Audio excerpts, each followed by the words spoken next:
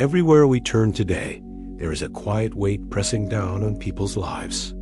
It is the invisible heaviness of stress, the constant whisper that we are falling behind, that we must be stronger, richer, faster, more perfect, just to be considered enough. From the moment we wake up to the moment we collapse into bed, our minds run on a treadmill of comparison. We scroll through glowing images of others and silently measure ourselves against illusions. We feel the sting of loneliness even in crowded rooms, the ache of worry even when things appear fine on the outside. Deep inside, many carry a secret thought: something is wrong with me. And this thought becomes the seed of endless struggle. This struggle is not just personal, it is cultural. Modern life, with its constant demands and noise, keeps us running in circles. Money pressures weigh heavily. Relationships become strained under unspoken expectations. Our bodies bear the marks of exhaustion. Anxiety rises like a tide that never goes out. People search for relief in distraction, in achievement, in possessions, yet the emptiness only grows. What is missing is not another solution from the marketplace, but a return to something more ancient, more human, more compassionate. That is where the wisdom of Buddhist teaching becomes a quiet revolution. It does not demand blind belief. It does not lecture with harsh commandments. Instead, it offers a mirror, a way of seeing life differently. It whispers that you are not broken, you are not behind, and you are not alone. It shows that suffering is real, but suffering is not the end of the story. There is a path out, a path that begins not in the noise of the world, but in the silence of your own breath, in the kindness of your own heart. Imagine for a moment that you have been carrying a heavy backpack for years. Inside are stones labeled guilt, fear, shame, worry, anger, exhaustion. The weight is so familiar you barely notice it anymore, yet every step feels harder. Buddhist practice is like learning, step by step, to open that backpack and set the stones down. Each teaching is not a command, but a key, unlocking a door inside you. With every gentle lesson, you rediscover the freedom that was always waiting. This journey is not about escaping life. It is about living fully. It is about learning to sit with pain without being crushed by it, to meet fear with breath instead of panic, to look at ourselves with compassion instead of contempt. These teachings meet us in our ordinary struggles, stress at work, conflict in relationships, endless worries about the future, and turn them into opportunities for awakening. Where the world says, do more, be more, prove yourself, the Dharma says. Pause, breathe, remember who you already are. In the hours ahead, we will walk through 10 deep struggles of modern life, each one a weight that so many carry silently. For every pain, there is a doorway.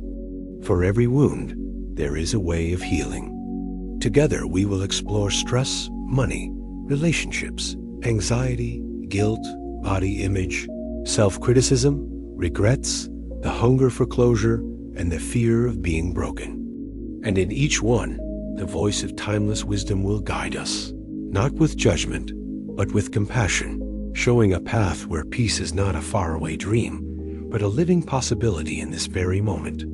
This is not theory. This is life. Tonight, we begin. There is a war that almost no one talks about, yet nearly everyone fights each day.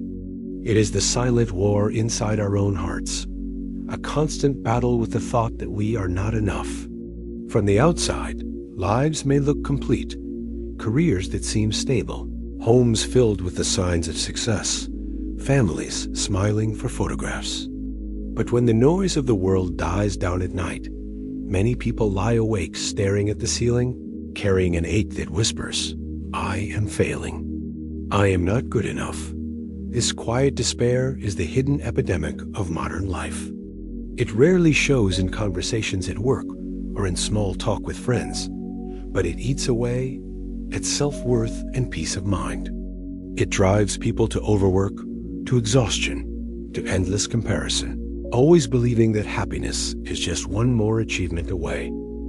Think about the messages that surround us every day.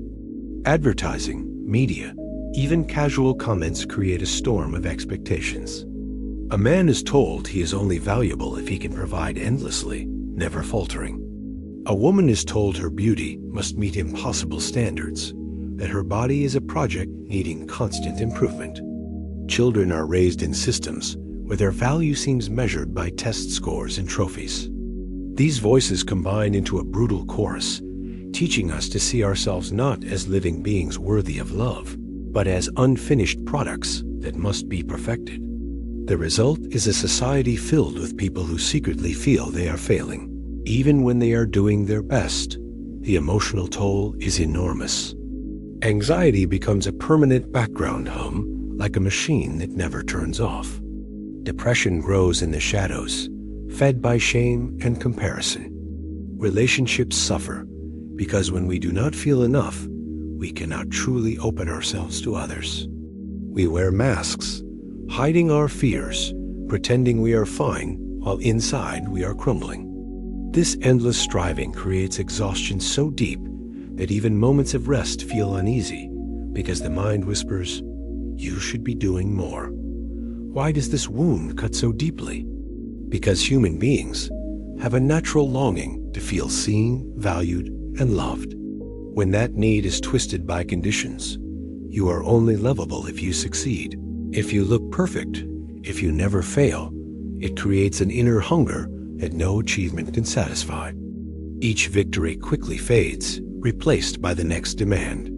Like drinking salty water, the more we chase worth outside ourselves, the thirstier we become. This is the cycle of suffering that the Buddha spoke of, the endless loop of craving and dissatisfaction. But here is the truth that ancient wisdom offers. You are never lacking. You are never incomplete. Beneath the noise of judgment and comparison lies a fundamental goodness that no failure can erase. Buddhist teaching calls this your true nature, the part of you that is already whole, already radiant, already worthy of love.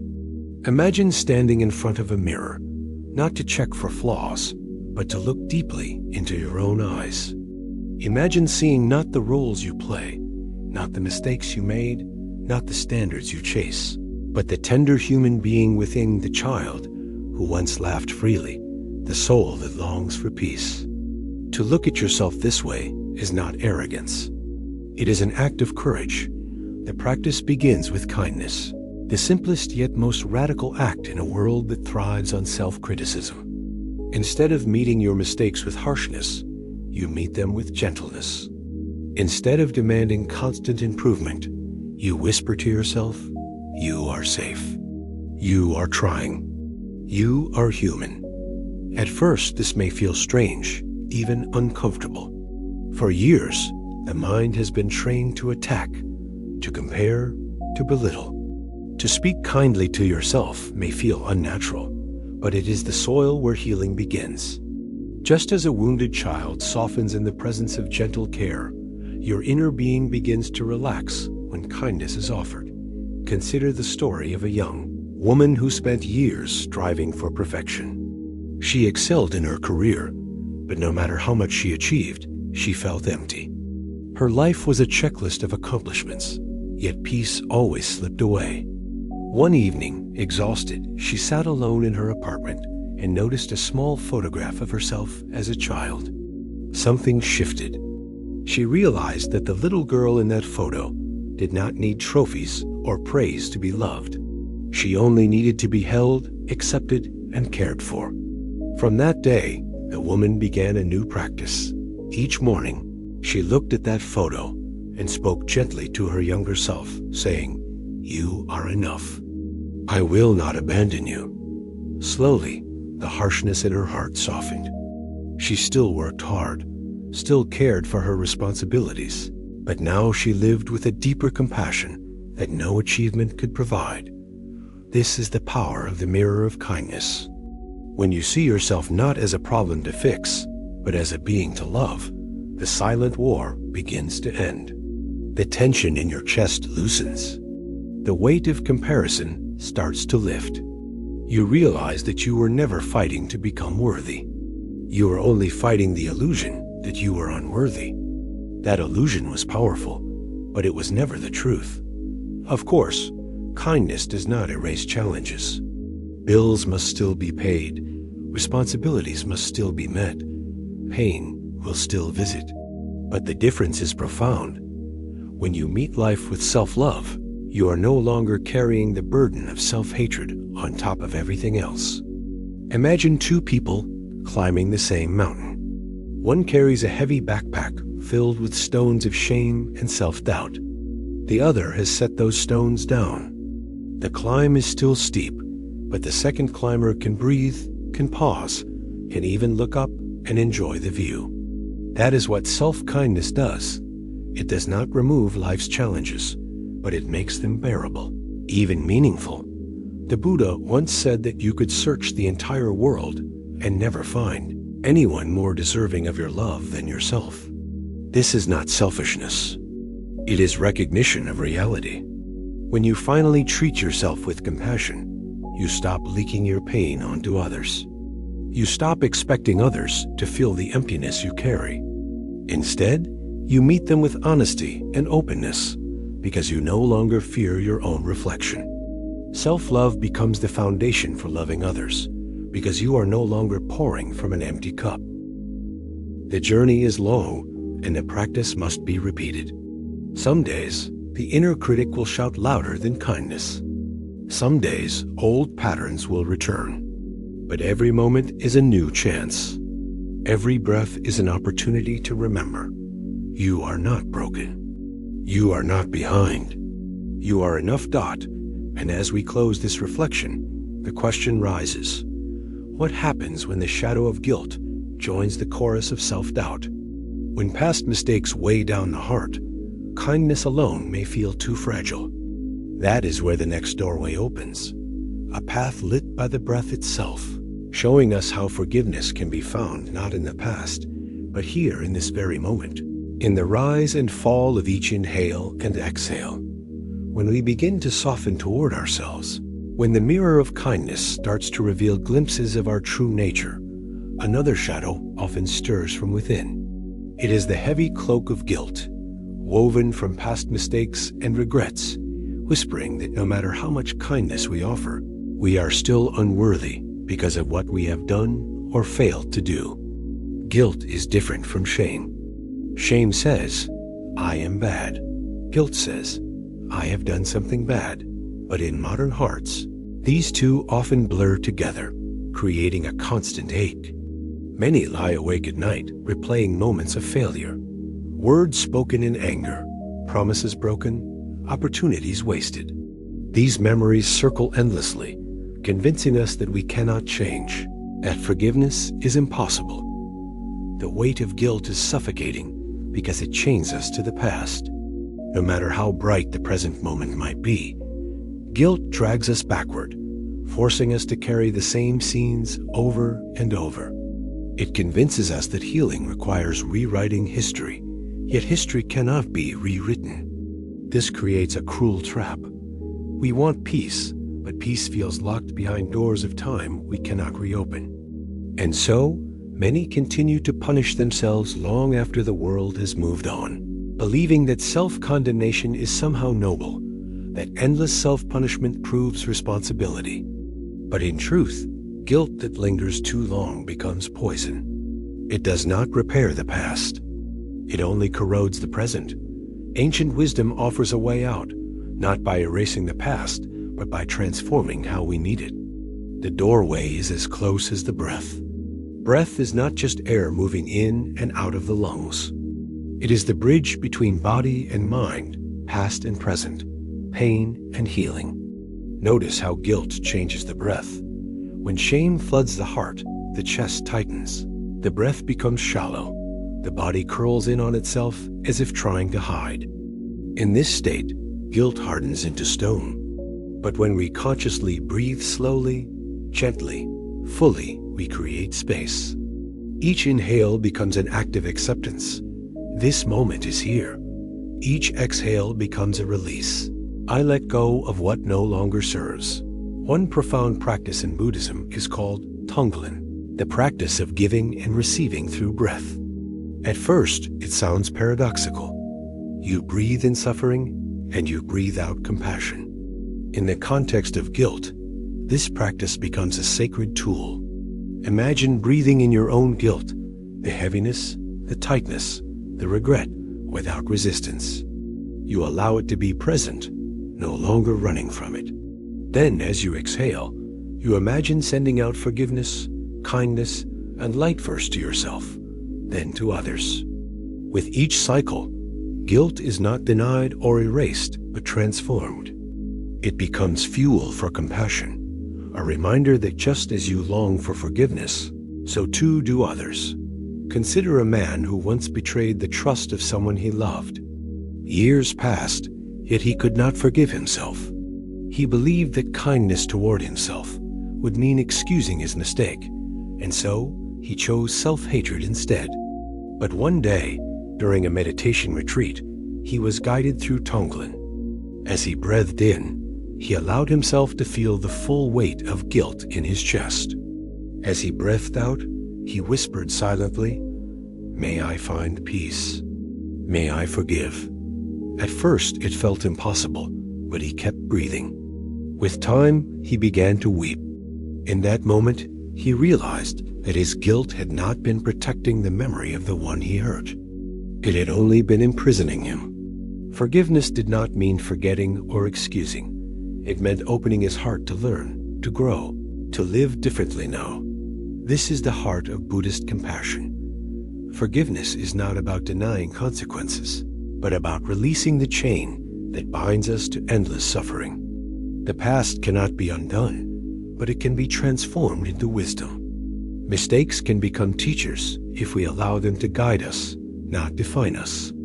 Each conscious breath reminds us that life is happening here, in this moment, not in the prison of memory.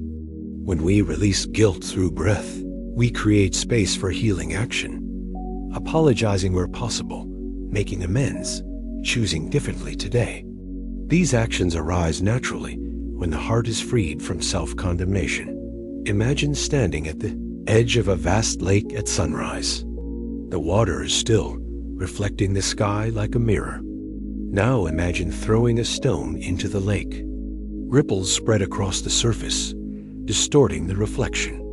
This is what guilt does to the heart. It stirs the waters, distorts the view, makes it hard to see clearly. But with time, if we stop throwing stones, the ripples settle. The lake reflects the sky again.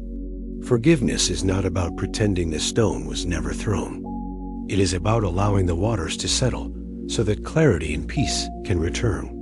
Many fear that self-forgiveness is selfish. They believe it excuses harm or erases responsibility. But consider this: when you are drowning in guilt, you cannot truly help anyone. You remain stuck in your own pain, unable to fully love, to give, to be present. Forgiveness is not selfish. It is necessary for growth. It allows you to step out of the prison of regret and into a life where you can act with integrity, guided not by shame, but by wisdom. The Buddha taught that hatred never ends through hatred, but through love. The same is true inwardly. Self-condemnation will never create change, but self-compassion will. The breath is available in every moment. You do not need special conditions to practice. While sitting at your desk, driving your car, lying awake at night, you can notice the inhale and exhale and silently remind yourself, I breathe in acceptance. I breathe out forgiveness. Over time, this simple act reshapes the nervous system, calming the storm of guilt and opening a new horizon of peace. As guilt softens, something remarkable happens. Beneath the storm of regret, there emerges a quiet space. It is unfamiliar at first, almost unsettling. Without the constant noise of guilt, what remains? It is the raw truth of our emotions, unfiltered and unhidden. Sadness, fear, anger all rise to the surface. And here, the next doorway opens. Learning not to run from these emotions, but to witness them with compassion, as a wise tree weathers a storm without breaking. This is the practice of becoming the compassionate witness, the next step in our journey of freedom. When guilt begins to loosen its grip, many people expect relief to rush in like sunlight, breaking through clouds. But often what greets us instead is silence and unfamiliar, unsettling quiet where the raw truth of our emotions waits. For years, perhaps decades, these emotions have been pushed aside, hidden under layers of busyness, numbing, and distraction. We may not even know how to recognize them anymore. Yet they were always there. The sadness we never allowed ourselves to feel, the anger we feared would destroy us, the anxiety we tried to bury beneath control. Now, without the constant roar of guilt to distract us, these emotions rise, demanding to be seen. Most of us were never taught how to face our inner world. From childhood, we learned to be strong. Don't cry. Calm down, move on. Our culture glorifies productivity and efficiency, leaving little room for emotional honesty. As a result, we grow into adults who fear our own feelings. When sadness appears, we panic. When anger flares, we suppress it or let it explode destructively. When fear surfaces, we rush to escape it. In every case, we treat emotions as enemies, either to be conquered or avoided. This constant struggle drains us, fueling anxiety, depression, and disconnection. But Buddhist wisdom offers a radical alternative. We do not need to fight our emotions. We can become compassionate witnesses to them. To witness means to observe without judgment, without clinging or pushing away. It is the posture of a wise elder watching children play, not controlling, not interfering, simply present. Imagine sitting beneath an ancient tree as a storm sweeps through. The wind howls, the rain lashes, branches bend wildly. The tree does not curse the storm, nor does it collapse in fear. It remains rooted, steady, allowing the storm to pass. This is the image of compassionate witnessing, allowing emotions to surge and fade without letting them define us. Practicing this begins with mindfulness, the art of paying attention in the present moment, gently, without judgment. When sadness arises, instead of saying, "I shouldn't feel this," we name it softly. Sadness is here. When anger rises, we breathe and note, anger is passing through. This simple act of naming creates space. Suddenly, the emotion is no longer an enemy. It is not your identity. It is a passing visitor. Just as clouds drift across the sky without altering the sky itself, emotions drift through the mind without altering your true nature. For example, a man who lost his job after decades of loyalty. At first, he felt rage, then despair. For months, he drowned his feelings in alcohol, terrified of the tidal wave inside. But one evening, after attending a mindfulness workshop, he sat quietly and simply observed his anger. He noticed the tightness in his chest, the heat in his face, the restless energy in his hands. Instead of fighting it, he whispered, "Anger is here." To his surprise, the intensity began to shift. The anger peaked and then softened, leaving behind sadness and, beneath that, a longing for dignity. By witnessing instead of suppressing, he discovered that his emotions carried wisdom. Anger revealed his deep need for respect. Sadness revealed his grief, and both pointed him toward healing. This is the gift of compassionate witnessing. Emotions lose their destructive power when they are allowed to exist.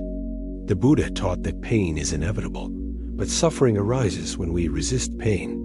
Imagine tying yourself to a tree in the middle of a storm.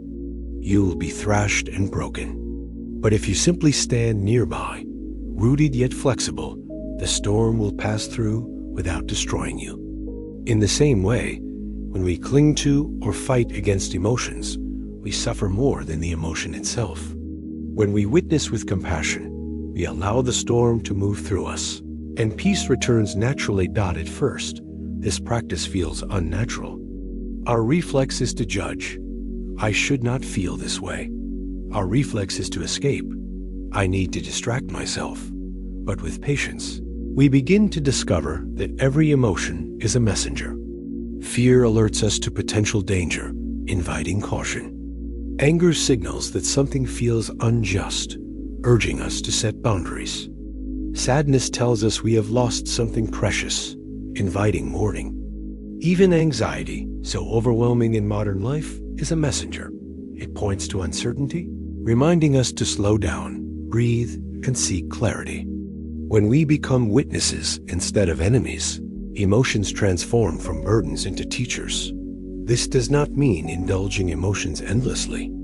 It means meeting them with balance. When anger comes, we do not feed it with endless stories of revenge. We acknowledge it, breathe with it, and allow it to pass. When sadness comes, we do not drown in it. We hold it gently, like cradling a wounded bird, and let it rest until it takes flight again. Compassionate witnessing is not passive resignation. It is active presence. It requires courage to stay when every instinct screams to run. Yet this courage unlocks profound freedom. A woman once described her practice this way: "For years, I thought meditation was about emptying my mind. I would sit, and when sadness or fear came, I thought I was failing. But then my teacher said, 'You are not here to empty the mind. You are here to become intimate with it.' That changed everything. Now when fear comes, I sit with it like a friend. I ask it what it wants me to know. Sometimes it stays, sometimes it leaves, but I no longer feel afraid of being afraid." Compassionate witnessing does not only benefit the individual, it transforms relationships. When we learn to sit with our own emotions without judgment, we become capable of sitting with the emotions of others. Instead of rushing to fix or silence a loved one's pain, we can simply be present, offering space. This presence is one of the greatest gifts we can give, because most people do not want their emotions erased. They want them to be seen. When we offer this, healing deepens and connection grows stronger. The practice requires patience, but the rewards are vast. Instead of being tossed around by every wave of feeling, we become like the ocean itself, vast, deep, and steady, with waves rising and falling on the surface. The storms still come, but they no longer define us. We realize that we are not our anger, not our sadness, not our fear. We are the awareness that notices, the sky that holds every cloud, the tree that remains rooted through every season. This realization builds an unshakable trust in ourselves. No matter what emotions arise, we can meet them with compassion and survive. And yet, even as we learn to witness our emotions, another challenge emerges: the myth that our worth must be earned through endless striving. This illusion is woven deeply into the fabric of modern life, convincing us that we are only valuable when we achieve, when we succeed, when we perform. It is one of the most painful lies of our time, and dismantling it is the next step on this path of awakening. As we begin to witness our emotions with compassion, a deeper layer of struggle reveals itself. Beneath the waves of sadness, anger, and fear lies a story that many of us inherited without ever questioning it. The story that love and worth must be earned. It is a story told by families, by schools, by workplaces, by the media. It whispers that we are valuable only when we succeed, lovable only when we perform, deserving only when we achieve. This story is so common, so deeply woven into our culture, that most people mistake it for truth. Yet it is a myth, and one of the most destructive myths of modern life. Think about how this myth begins. A child learns early that good grades bring praise, while mistakes bring shame. A teenager discovers that popularity depends on appearances, on being interesting enough, attractive enough, cool enough. An adult enters a workplace where value is measured in numbers, promotions, and relentless productivity. At every stage, the same message repeats: you must prove yourself. You must keep running. If you slow down, if you fail, If you falter, you will lose love, belonging, and respect. And so people grow into adults who never rest, who never feel enough, who constantly chase approval, like thirsty travelers chasing a mirage. This endless striving creates exhaustion and despair.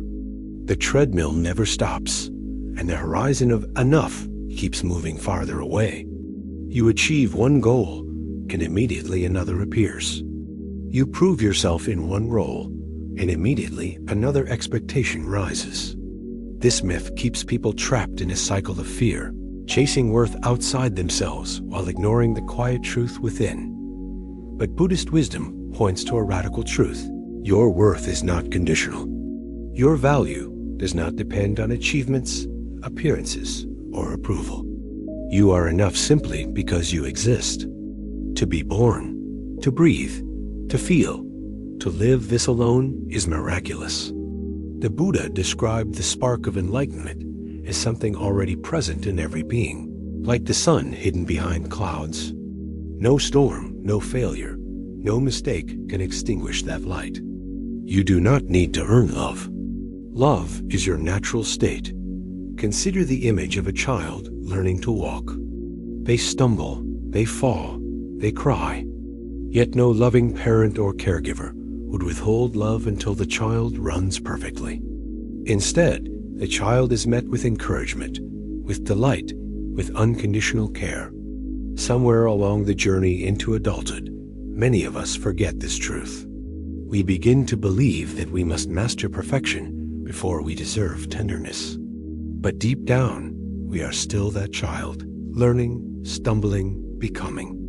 And we are still deserving of love at every step. To dismantle the myth of earning love, we must shift the fuel that drives our growth. Striving fueled by fear and self-criticism drains us, leading to burnout and despair. Growth fueled by love and compassion sustains us, allowing us to thrive. Imagine two students preparing for an exam. One studies because they are terrified of failing, convinced they are worthless if they do not succeed.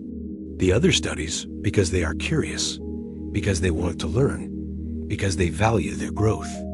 Both may study long hours, but the second carries less fear and more joy.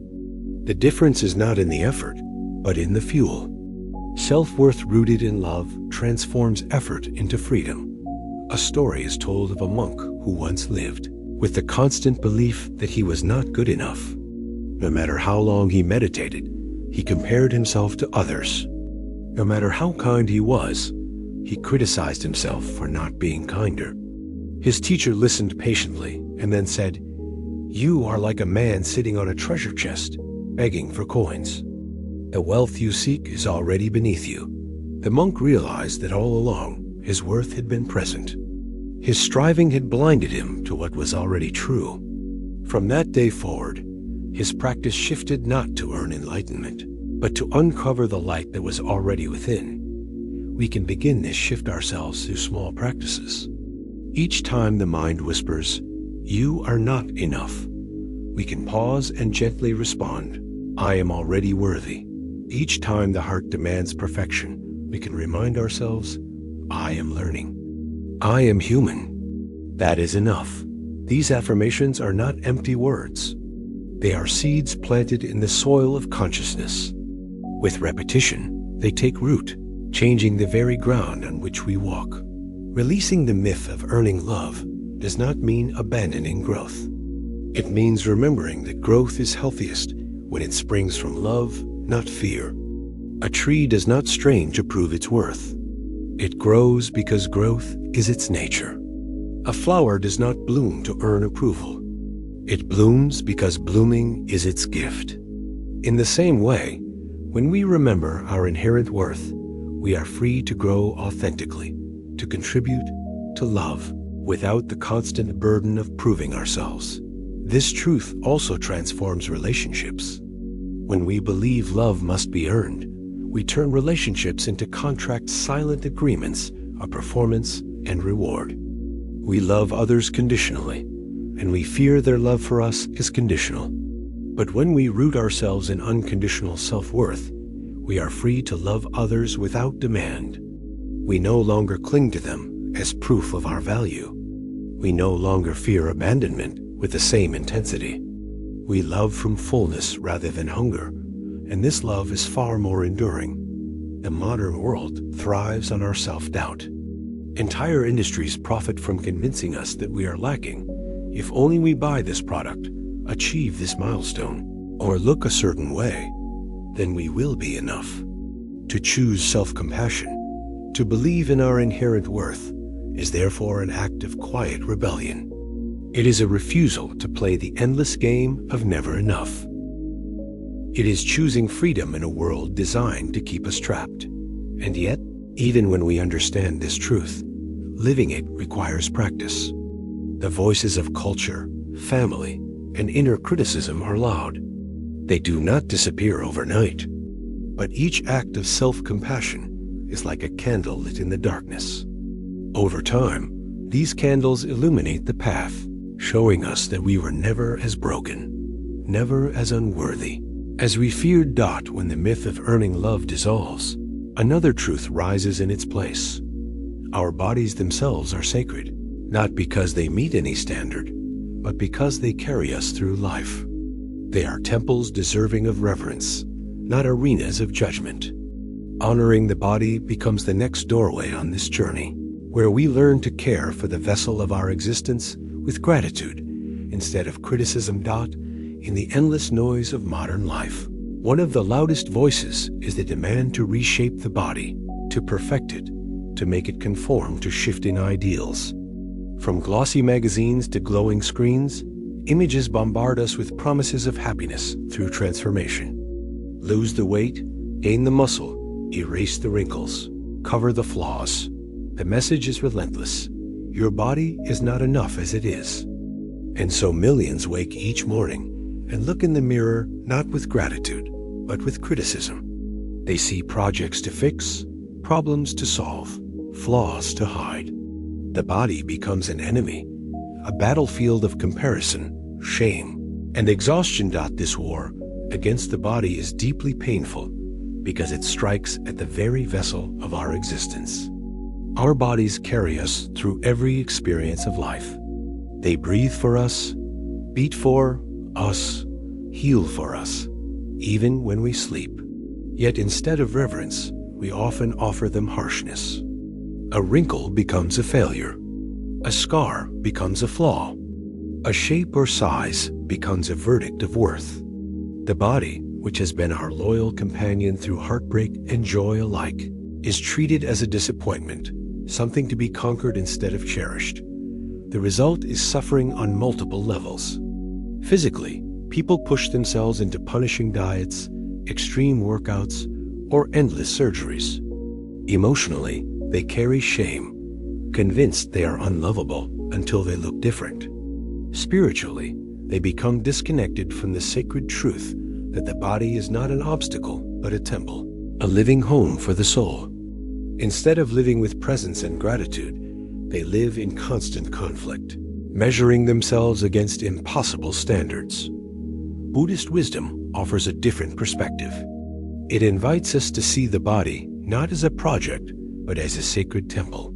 Just as monks tend to temples with devotion, cleaning, repairing, bowing in reverence, we are called to tend to our bodies with the same gentle respect. This does not mean neglecting health. On the contrary, it means caring for the body because it is already sacred, not because it must meet an external demand. To nourish the body with wholesome food, to rest it with sleep, to move it with joy, is to honor the miracle of life it sustains. Imagine placing your hand over your heart and simply feeling its steady rhythm. Without your command, it has been beating since the moment you were born, carrying you through every trial and triumph. Imagine thanking your legs for carrying you across countless miles, your lungs for filling with air thousands of times a day, your skin for protecting you from the world. Suddenly, the body is no longer an enemy. It is a miracle. Each wrinkle becomes a story of laughter or tears. Each scar becomes a record of healing. Each curve becomes an expression of unique humanity. Consider the story of an elderly woman who once despised her reflection. She avoided mirrors, ashamed of the lines and marks time had written on her skin. But during a mindfulness retreat, she was guided to look at her hands. At first, she saw only veins and age spots. But as she gazed longer, she remembered how those hands had held her children, written letters, prepared meals, wiped tears, built a life. She began to weep, realizing that the lines on her hands were not flaws, but sacred history. From then on, each time she saw her reflection, she whispered a quiet thank you. Her body had been faithful. Her body had been enough all along. This shift from judgment to reverence does not happen overnight. It requires practice, because the voices of culture are loud. Each advertisement, each image, each passing comment tries to pull us back into war with ourselves. But with mindful attention, we can choose differently. Each morning, instead of scanning the mirror for flaws, we can pause and name one thing we appreciate about our body. Each meal, instead of punishing or restricting, we can ask, how can I nourish myself today? Each movement, instead of forcing performance, we can move with joy, remembering that the body is a gift, not a burden. The Buddha often taught that the body is impermanent. It changes, it ages, it decays. But impermanence is not a curse. It is what makes life precious. A flower is beautiful, not despite its short life, but because of it. In the same way, the changing body is beautiful because it reminds us to cherish each moment, each breath, each step. To honor the body is to honor the fleeting miracle of being alive. When we stop fighting our bodies, a great peace begins to rise. The constant background noise of self-criticism softens. Energy once wasted on shame becomes available for living, for loving, for creating. We no longer postpone joy until we reach an imaginary standard. We begin to live here, now, in the skin we already inhabit. This is freedom. This is the beauty that transcends trends, the quiet glow of a soul no longer at war with itself. And yet, even as we honor the sacred temple of the body, another truth emerges. Beyond the shape of our skin and the strength of our bones lies another force shaping our lives, the words we speak to ourselves in silence. These inner whispers are architects of reality, building worlds of peace or prisons of despair. To step further into freedom, we must turn toward this hidden architecture of inner words and learn how to rebuild it with compassion. Beyond the body itself lies another hidden battlefield, one that shapes every moment of our existence. It is the landscape of our inner words, the silent commentary that runs through our minds from the moment we wake until the moment we fall asleep. This inner voice is powerful, more powerful than most people realize, because it creates the lens through which we see ourselves and the world. Words are not just sounds spoken aloud. They are seeds planted in the soil of the mind. And like seeds, they grow into forests of peace or forests of fear, depending on what is planted. Think about how often your inner words are harsh. A mistake happens, and the voice declares, "You're a failure." A challenge arises, and the voice whispers, "You can't handle this." A comparison appears, and the voice insists, "You'll never be enough." For many people, this critical voice is constant, so familiar that it feels normal. It is like living with a cruel companion who never rests, always ready with judgment and attack. Over time, these words carve deep grooves in the mind, like rivers cutting valleys into stone. Life begins to flow automatically into those valleys of negativity, and it becomes difficult to imagine any other path. But here is the truth. Inner words are not fate. They are habits, and habits can be changed. The Buddha taught that the mind is like a field, ready to grow whatever seeds we plant. If we sow anger, fear, and criticism, we harvest suffering. If we sow kindness, patience, and compassion, we harvest peace. The path of liberation begins with the conscious choice to tend this inner garden with care. Consider how you might respond to a child learning something new. When the child stumbles, you do not shout, "You're hopeless." You encourage gently, "It's okay, try again." But when we stumble as adults, our inner voice often does the opposite. It attacks. It mocks. It demands perfection. Why do we treat ourselves with less kindness than we would offer to a child? This question reveals the absurdity of the inner critic. It is not truth.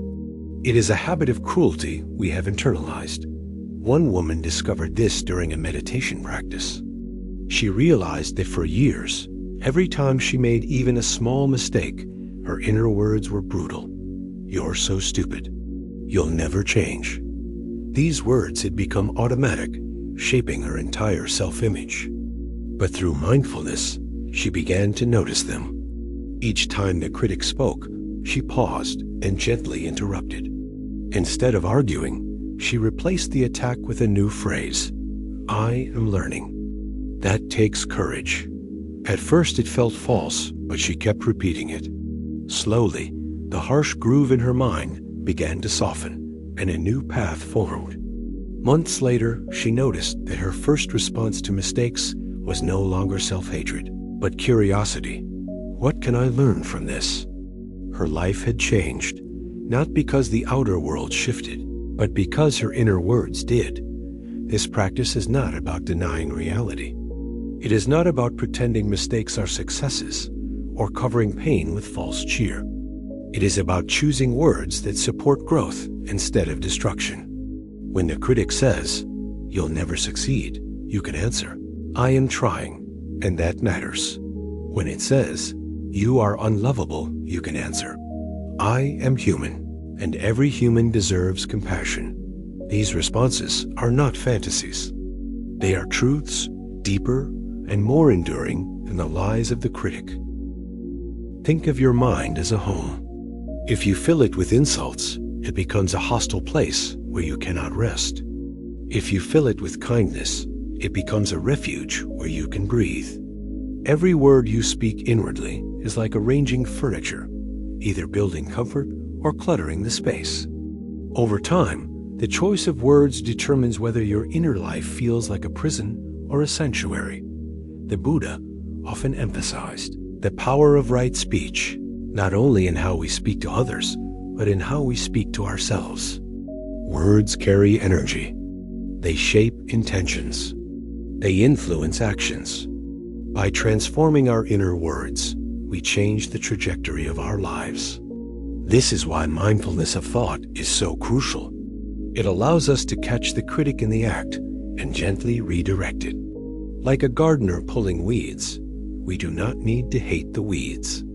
We simply remove them, again and again, trusting that seeds of kindness will take root. There is also profound strength in silence.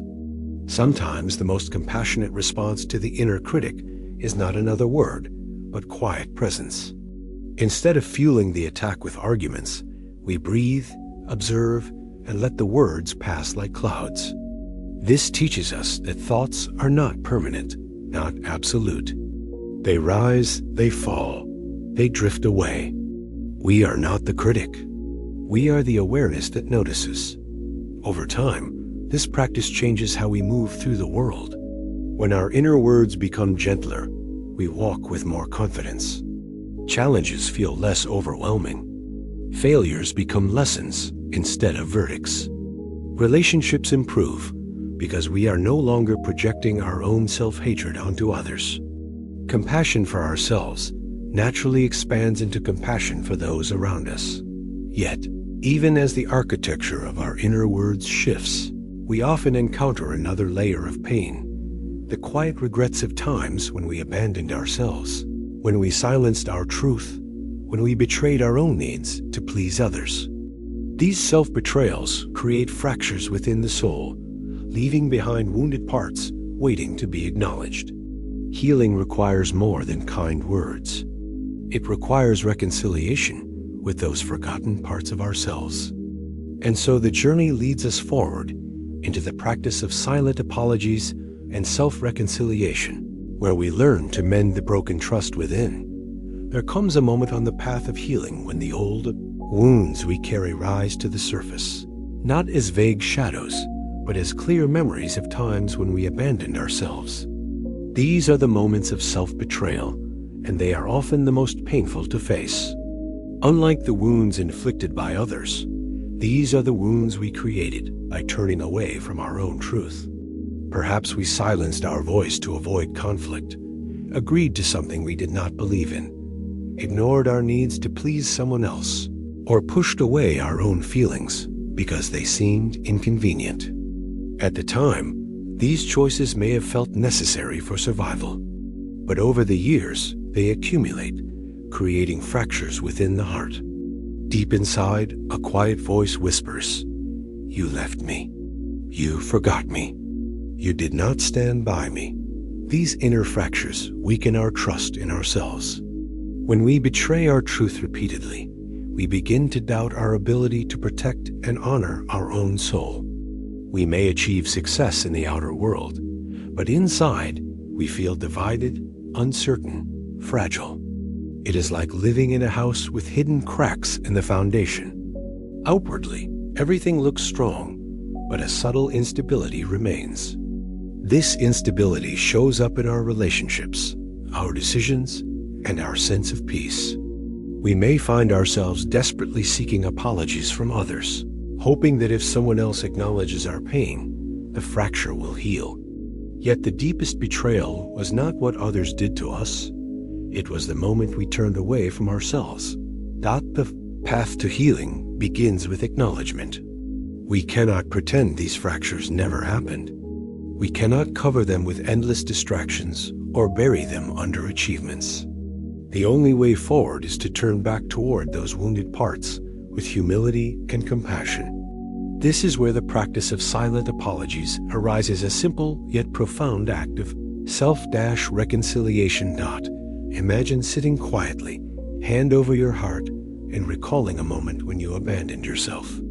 Perhaps it was a time when you stayed silent, though every cell in your body wanted to speak. Perhaps it was a time when you pushed yourself into exhaustion because you feared disappointing others. As the memory arises, instead of shaming yourself further, you whisper inwardly, "I'm sorry I left you. I see you now. I will not abandon you again." This apology is not dramatic. It is quiet, tender, deeply personal.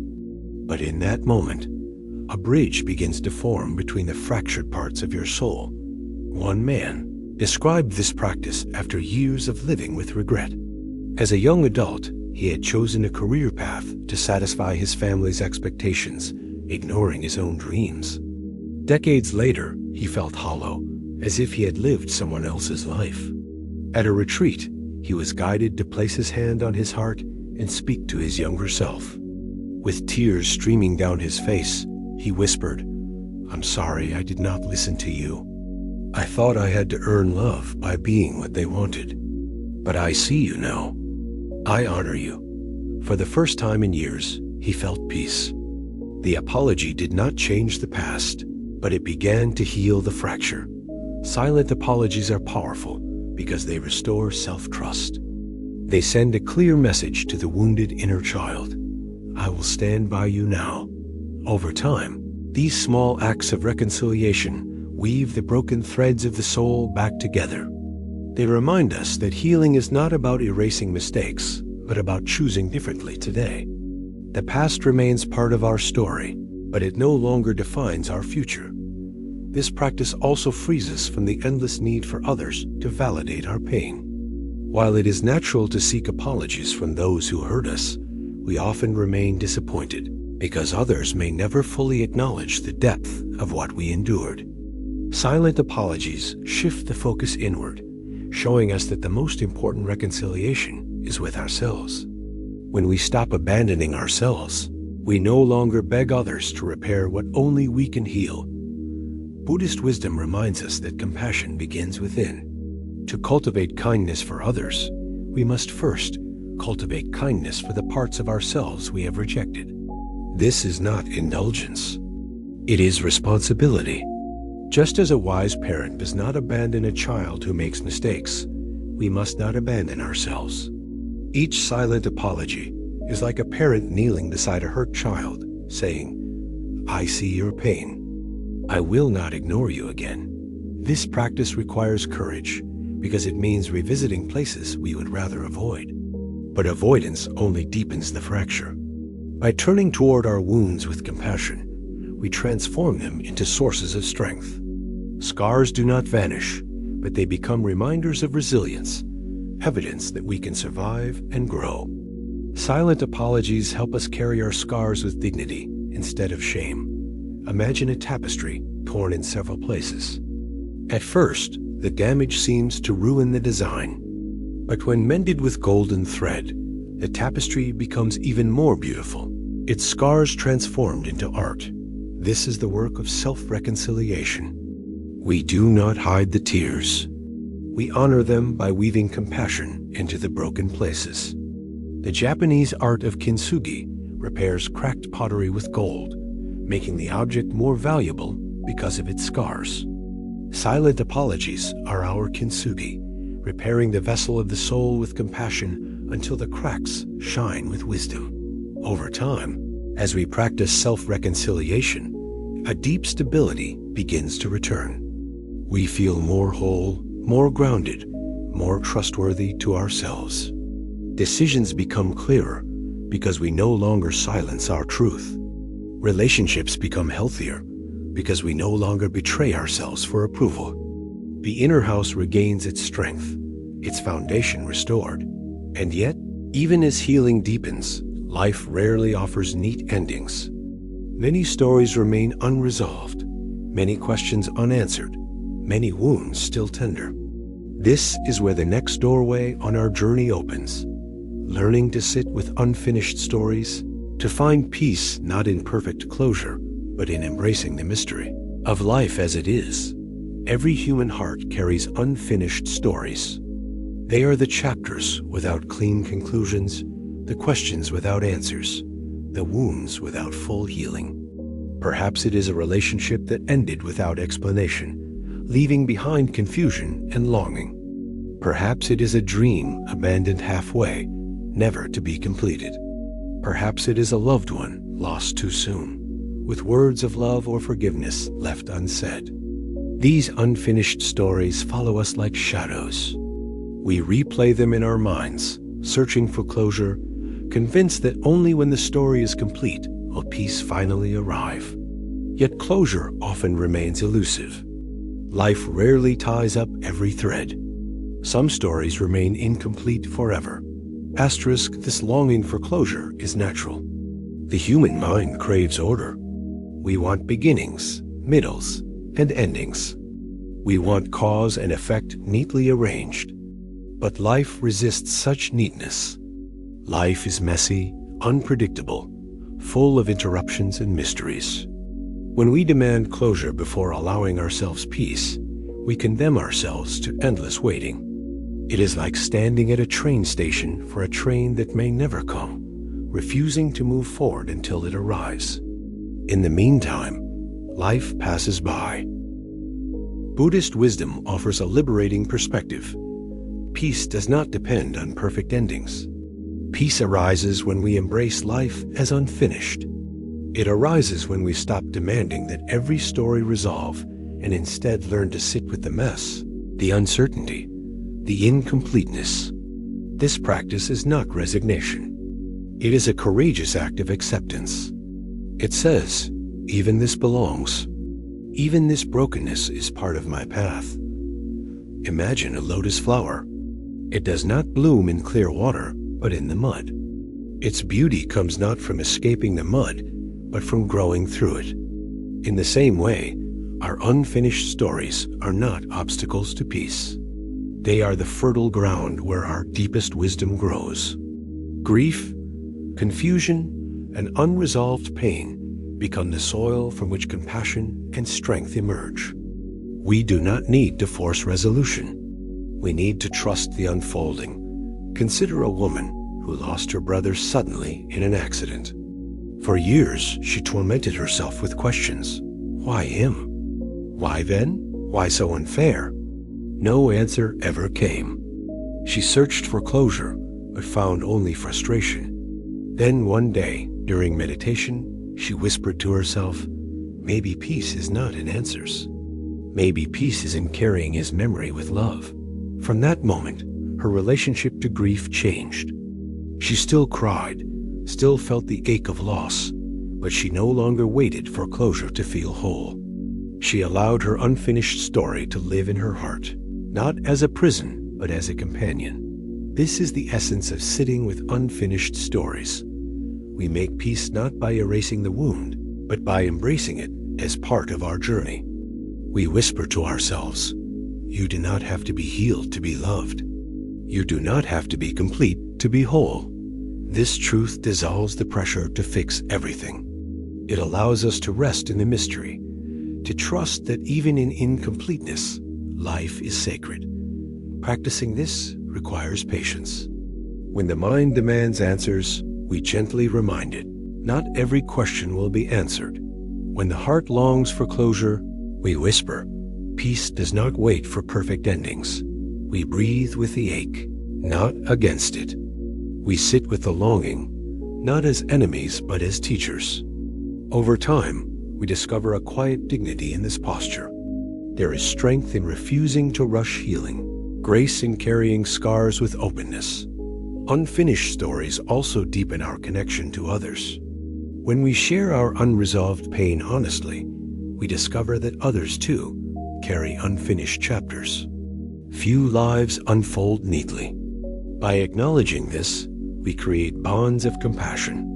We stop comparing ourselves to illusions of perfection and instead recognize the shared humanity of imperfection. In this recognition, we feel less alone. The Buddha taught that clinging creates suffering.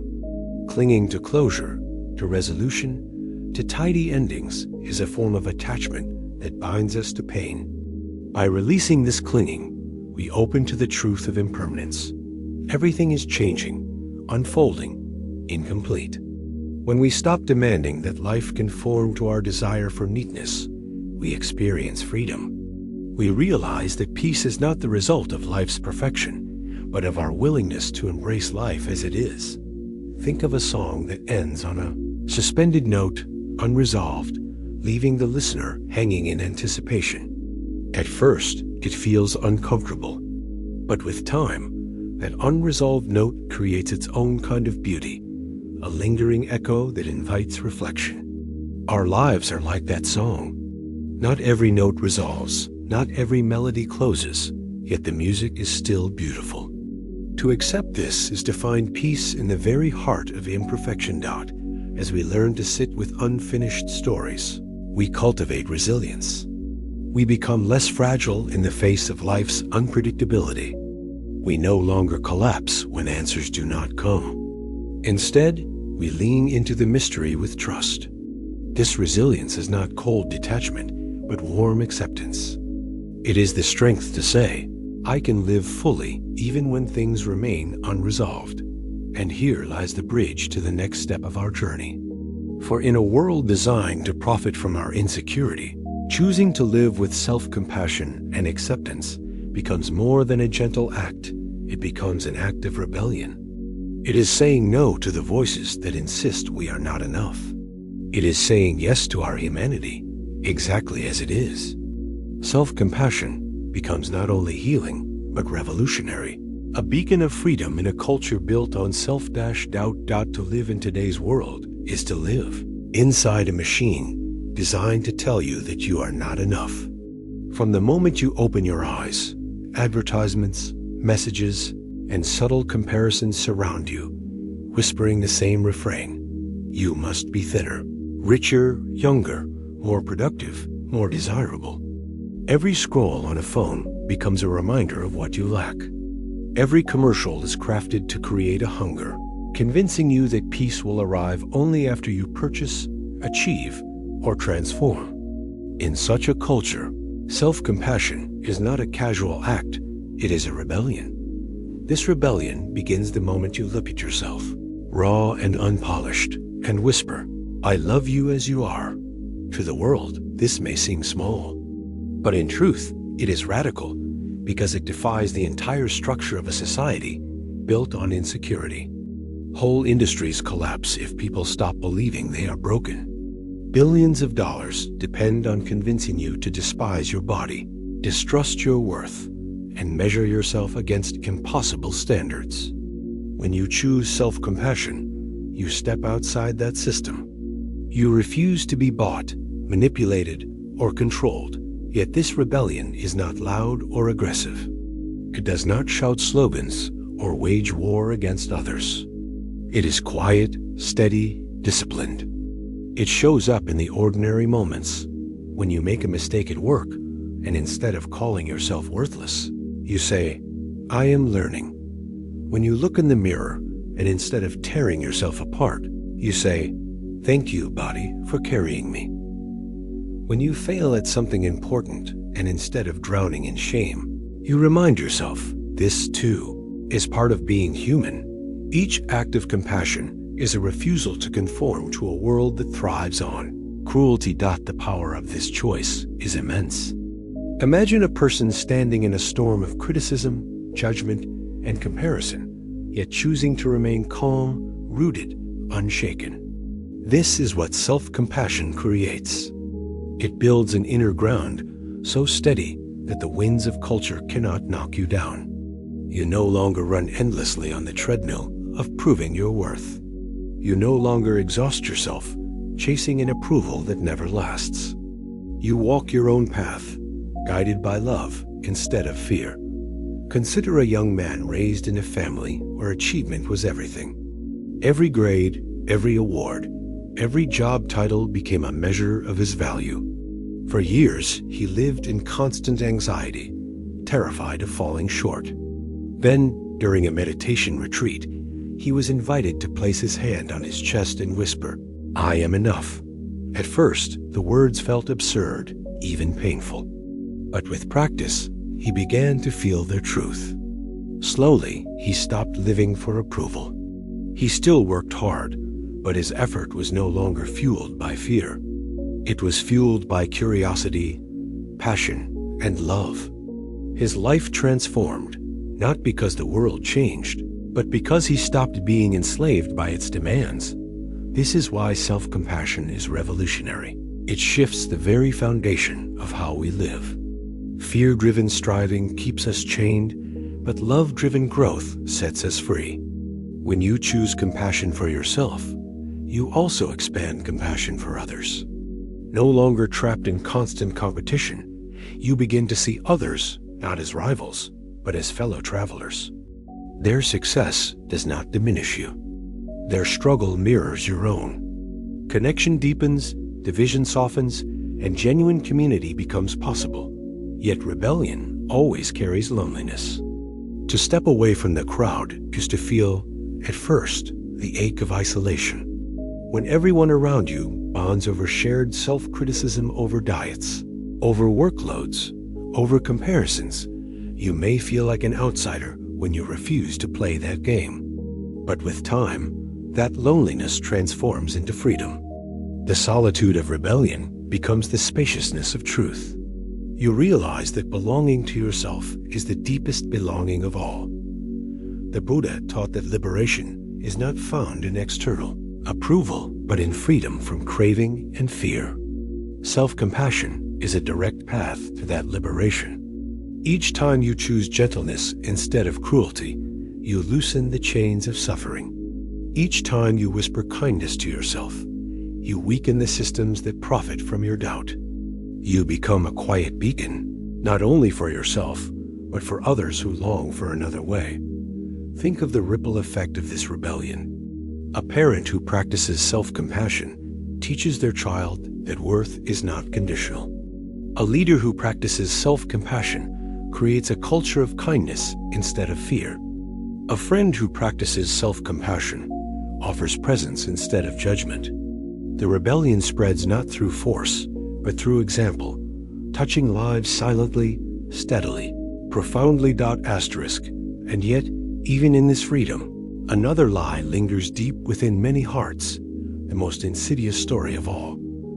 the belief that at our core, we are broken. This belief is like a poison that seeps into every thought, every relationship, every dream. It convinces us that no amount of achievement, no amount of compassion, no amount of healing can ever make us whole. It is the deepest wound of the human soul. To face this lie, we must turn toward the vastness of our true nature, a truth far greater than the critic's voice. We must learn to embrace the infinite unfolding of who we are. The belief that we are broken is one of the most persistent illusions haunting the modern heart. It hides beneath the surface of countless struggles, beneath stress, beneath anxiety, beneath the relentless search for success. Even when we achieve, even when we receive love, even when life appears to go well, the whisper remains, "Something is wrong with me. I am incomplete." This whisper is powerful because it disguises itself as truth. It convinces us that every pain, every mistake, every failure is evidence of a deeper flaw, proof that we are damaged beyond repair. And in a world that profits from insecurity, this belief is constantly reinforced. Look at how industries build on this wound. Advertisements suggest that if you buy a product, you will finally be whole. Social media feeds thrive on comparison, making you feel broken unless you match someone else's curated life. Even well-meaning advice from loved ones can echo this lie, suggesting that your worth depends on fixing, changing, or becoming more. Over time, this message seeps so deeply that it feels natural. People wake up each day already convinced of their brokenness, carrying it like a cloak they cannot remove. But Buddhist wisdom reveals a different truth. At the deepest level, you are not broken. You are vast, fluid, unfolding. The Buddha described this as emptiness, not emptiness as nothingness, but emptiness as freedom from fixed identity. You are not a static object defined forever by mistakes or wounds. You are a living process, a river that keeps flowing, a sky that holds every storm yet remains unchanged. In this vastness, brokenness has no ultimate reality. What feels like cracks are simply places where light enters, where growth unfolds. Imagine standing beneath the open sky. Clouds drift by, some dark, some light, some heavy with rain. Yet the sky itself remains untouched, boundless, spacious, infinite.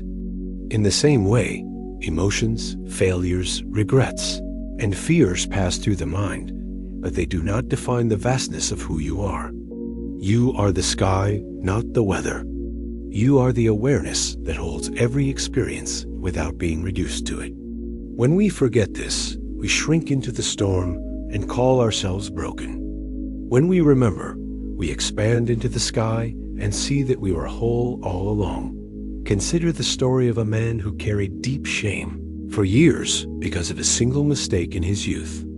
Though he had built a life filled with love and accomplishment, he secretly believed that mistake defined him forever. During a meditation retreat, a teacher asked him to reflect on the concept of impermanence.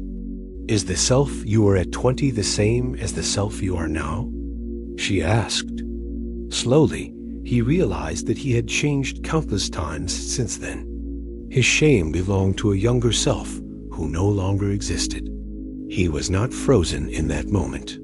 He was unfolding, growing, learning. For the first time, he felt the possibility that he was not broken but becoming. This shift is not easy. The voice of brokenness is stubborn, and it will rise again and again. But each time it speaks, we can meet it with gentle laughter. The Buddha encouraged his followers to see the illusions of the mind not as enemies, but as teachers. When the inner critic says, "You are broken," we can smile softly and say, "Ah, the old story again." This lightness disarms the critic. It reminds us that its script is old, repetitive, and false. Life is not a courtroom demanding proof of worth. Life is an adventure, a mystery, a dance. To embrace this truth, practice viewing yourself as a river. Each day, the water changes. Each moment, the current flows. You are not the same person you were yesterday. You will not be the same tomorrow. The river carries stones, leaves, storms, and sunlight, but it remains a river, alive and moving. Brokenness cannot define it, because nothing in it is fixed. In the same way, you cannot be broken because you are never frozen in one form. You are unfolding always. This understanding brings freedom.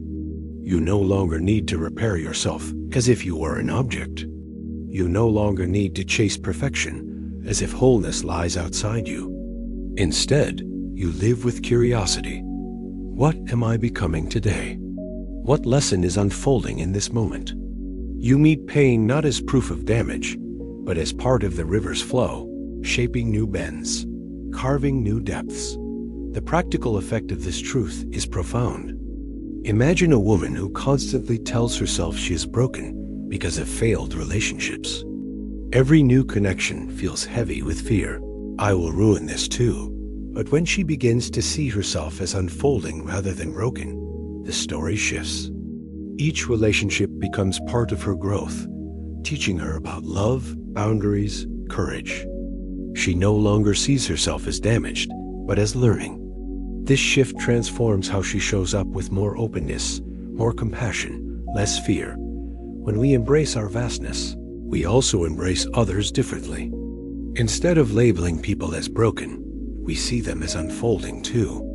We stop reducing them to their worst mistakes or hardest moments. We recognize their river, their sky, their becoming. This perspective fosters compassion, forgiveness, and connection. It dissolves judgment and replaces it with understanding that the rebellion of self-compassion culminates here. Refusing to believe in brokenness, refusing to live as if worth must be earned, refusing to surrender to the illusions of culture. Instead, we root ourselves in the vastness of being, where imperfection and wholeness coexist. We see that scars are not shameful, but sacred, evidence of survival, resilience, and beauty. We learn to laugh gently at the critic, to breathe deeply into the truth, to walk through life not as damaged goods, but as living wonders. And so, as we breathe into this vast truth, we prepare to turn our attention outward. For beyond the inner landscape of worth and compassion lies the outer landscape of human connection. Relationships, with their joys and struggles, become the next arena where suffering and healing play out. How do we bring this compassion into love, into family, into community? How do we carry this rebellion into the bonds that matter most? That is the path before us, the path of transforming our relationships with the wisdom of the Mu, heart. Relationships are among the greatest sources of joy in life, and yet they are also among the greatest sources of pain. We long for connection, for love, for belonging. But so often we find ourselves caught in cycles of misunderstanding, conflict, and disappointment. We enter relationships with hope, believing that they will heal our loneliness and fulfill our deepest needs. But in time we encounter the same struggles. Words spoken in anger, expectations unmet, silences that grow heavy. It is here, in the heart of human connection, that suffering becomes most raw, because it is here that our longing for love meets the reality of imperfection. Modern life magnifies this struggle. The pressures of money, work, and social comparison bleed into relationships, making them fragile. Technology allows constant contact, but often deepens disconnection, as couples sit in the same room staring at separate screens. Many people feel alone, even when they are partnered, misunderstood, even when they speak, unseen, even when they are present. This loneliness inside relationships cuts deeply, because it carries a paradox. How can I feel so alone when I am not alone? Buddhist wisdom approaches relationships not as places to demand perfection, but as sacred opportunities for practice. They are mirrors, showing us both our light and our shadows. They reflect our capacity for love and our patterns of fear. Instead of asking, "How can this person complete me?" the path invites us to ask, "How can I bring compassion mindfulness, and presence into this bond. When we shift the question, relationships transform from battlegrounds of unmet needs into gardens of mutual growth. Consider how often relationships are weighed down by unspoken expectations. A partner is expected to read our minds, to heal old wounds, to provide endless affirmation. When they inevitably fail, resentment grows. This is not because they are unloving, but because we ask them to do what no human can: erase our inner pain. The Buddha taught that suffering arises from craving our desperate attachment to things being other than they are. In relationships, craving often appears as the demand that another person fill the emptiness we carry. But no one can complete us. They can only walk beside us. When we accept this, we free our partners from impossible burdens and begin to meet them as they are, not as we wish them to be. Mindful presence becomes the foundation of love. To listen deeply without preparing your response. To look into your partner's eyes and truly see them, not the image in your mind. To breathe through your own rising anger before speaking words you cannot take back. These are not dramatic gestures, but they are revolutionary. They transform ordinary moments into acts of connection. When two people practice presence together, even silence becomes intimacy, because both know they are being seen and heard. Conflict, too, becomes a teacher. Instead of viewing arguments as failures, Buddhist practice invites us to see them as openings. Anger reveals boundaries. Hurt reveals longing. Silence reveals fear. When we meet these revelations with compassion, conflict becomes a doorway to deeper understanding. One couple described how their relationship changed when they began pausing during arguments to breathe together. Instead of escalating, they held hands in silence for 3 breaths before continuing. This small practice broke the cycle of attack and defense. It reminded them that beneath the anger, love still lived. A woman once shared the story of her marriage, which had nearly collapsed under years of tension. She felt unseen and unvalued, while her husband felt unappreciated and misunderstood. They were trapped in a cycle of blame. But after attending a mindfulness retreat, they began a nightly practice. Each would share one moment from the day for which they were grateful to the other. At first it felt forced, but over time, it shifted the energy between them. Gratitude softened their resentment. They began to notice small acts of love they had been blind to. Slowly, warmth returned, not because problems vanished, but because their attention shifted from lack to presence. This is the heart of Buddhist practice in relationships. Attention.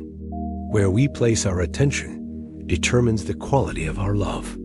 If we fixate on flaws, we grow resentment. If we nurture gratitude, we grow tenderness. Love is not only a feeling. It is a practice, a discipline, a choice repeated daily. To love is to water the seeds of kindness again and again, even when anger and disappointment tempt us to stop. And yet, even when we practice presence, compassion, and gratitude, relationships remain impermanent. People change. Circumstances shift. Bonds sometimes end. The pain of loss, betrayal, or separation is inevitable. The question then becomes, how do we navigate the grief of relationships that break without breaking ourselves? How do we carry love into endings, transforming even loss into a path of awakening? This is the doorway that awaits us. The next step in learning how love can teach us not only in joy, but also in letting go. Love does not always last in the form we hope for. Relationships that once felt unshakable sometimes crumble. Friendships drift apart. Marriages end. Even the deepest bonds are eventually touched by death. To love is to open ourselves not only to joy, but also to inevitable loss. This truth is painful, and yet it is also liberating, because it invites us to see that impermanence is not a flaw in relationships. It is their very nature. The Buddha taught that everything born will change, and everything formed will eventually dissolve. When we deny this, we suffer twice. First from the loss itself, and second from our refusal to accept it. But when we embrace impermanence, we discover a strange and tender freedom. Grief is the natural companion of love. To lose someone or to let go of a bond is to feel the raw ache of emptiness where presence once lived. At first, grief may feel unbearable, like a weight pressing down on the chest, a silence that echoes too loudly. Many try to escape this pain by numbing themselves, rushing into new distractions, or clinging to resentment. Yet the only way to heal is to move through grief, not around it. To sit with the ache, to breathe into the emptiness, to allow tears to fall as sacred rain. This is not weakness. It is courage. Each tear is proof that love was real. One man shared the story of losing his partner to illness. For months he lived in denial, keeping her clothes in the closet, her toothbrush by the sink, refusing to let go. He told himself that moving on would be a betrayal.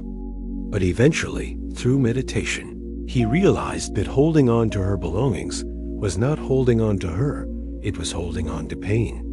Slowly, he began to let go, not of love, but of clinging. He kept a small photograph by his bed, whispered words of gratitude each night, and allowed himself to keep living. He discovered that letting go did not erase his love. It transformed it into something quieter, deeper, more enduring. This is the paradox of impermanence. Endings can also be beginnings. A broken relationship can teach us boundaries, resilience, and self-respect. A lost love can deepen our capacity for compassion, reminding us of the fragile beauty of life. Even death itself can awaken us to the urgency of presence, teaching us to cherish every moment with those we love. Loss is not the opposite of love. It is part of love's story. Forgiveness becomes essential here. When relationships end in betrayal or disappointment, the heart often clings to anger. We replay scenes, rehearse arguments, imagine different outcomes. But this clinging is another form of suffering. Forgiveness does not excuse harm or erase boundaries. It simply frees us from carrying the poison of resentment. It is saying, I release you from my anger, not because you deserve it, but because I deserve peace. In this way, forgiveness becomes an act of self-compassion. It allows us to carry forward not bitterness, but wisdom. A woman once described her journey after a painful divorce. For years, she told herself she had wasted her time, that she had failed. But in meditation, she began to shift her story. Instead of seeing her marriage only as a failure, she began to see it as a teacher. It had shown her what she wanted and did not want, what she could give and what she could no longer accept. By reframing the story, she found gratitude even in pain. She said, I no longer see it as wasted years. I see it as years that shaped me. This perspective invites us to see all relationships as teachers. Some teach us joy, some teach us patience, some teach us resilience. Even the most painful bonds leave behind lessons. When we hold relationships this way, we stop dividing them into successes and failures. Each one becomes part of our growth, part of our unfolding. The love that remains, even after endings, becomes fuel for compassion toward ourselves and others. Impermanence also reminds us not to postpone love. Too often we wait for the right time to say thank you, to say I love you, to apologize, to forgive. But life is fleeting. The future is not guaranteed. To embrace impermanence is to embrace urgency, not the frantic urgency of fear, but the tender urgency of presence. It is to choose kindness now, to speak love now, to live fully now. This truth deepens the practice of mindful presence in relationships. When we know every conversation could be the last, we listen more carefully. When we know every touch is fleeting, we savor it more deeply. When we know every life is fragile, we treat one another with greater gentleness. Impermanence is not meant to make us despair. It is meant to wake us up. In this awakening, relationships become less about control and more about freedom. We stop trying to mold others into permanent sources of happiness. We stop demanding that bonds last forever. Instead, we cherish them as long as they last, and we let them go when they must end. This letting go is not coldness.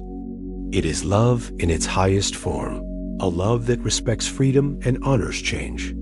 And here lies the bridge to the next step of our journey.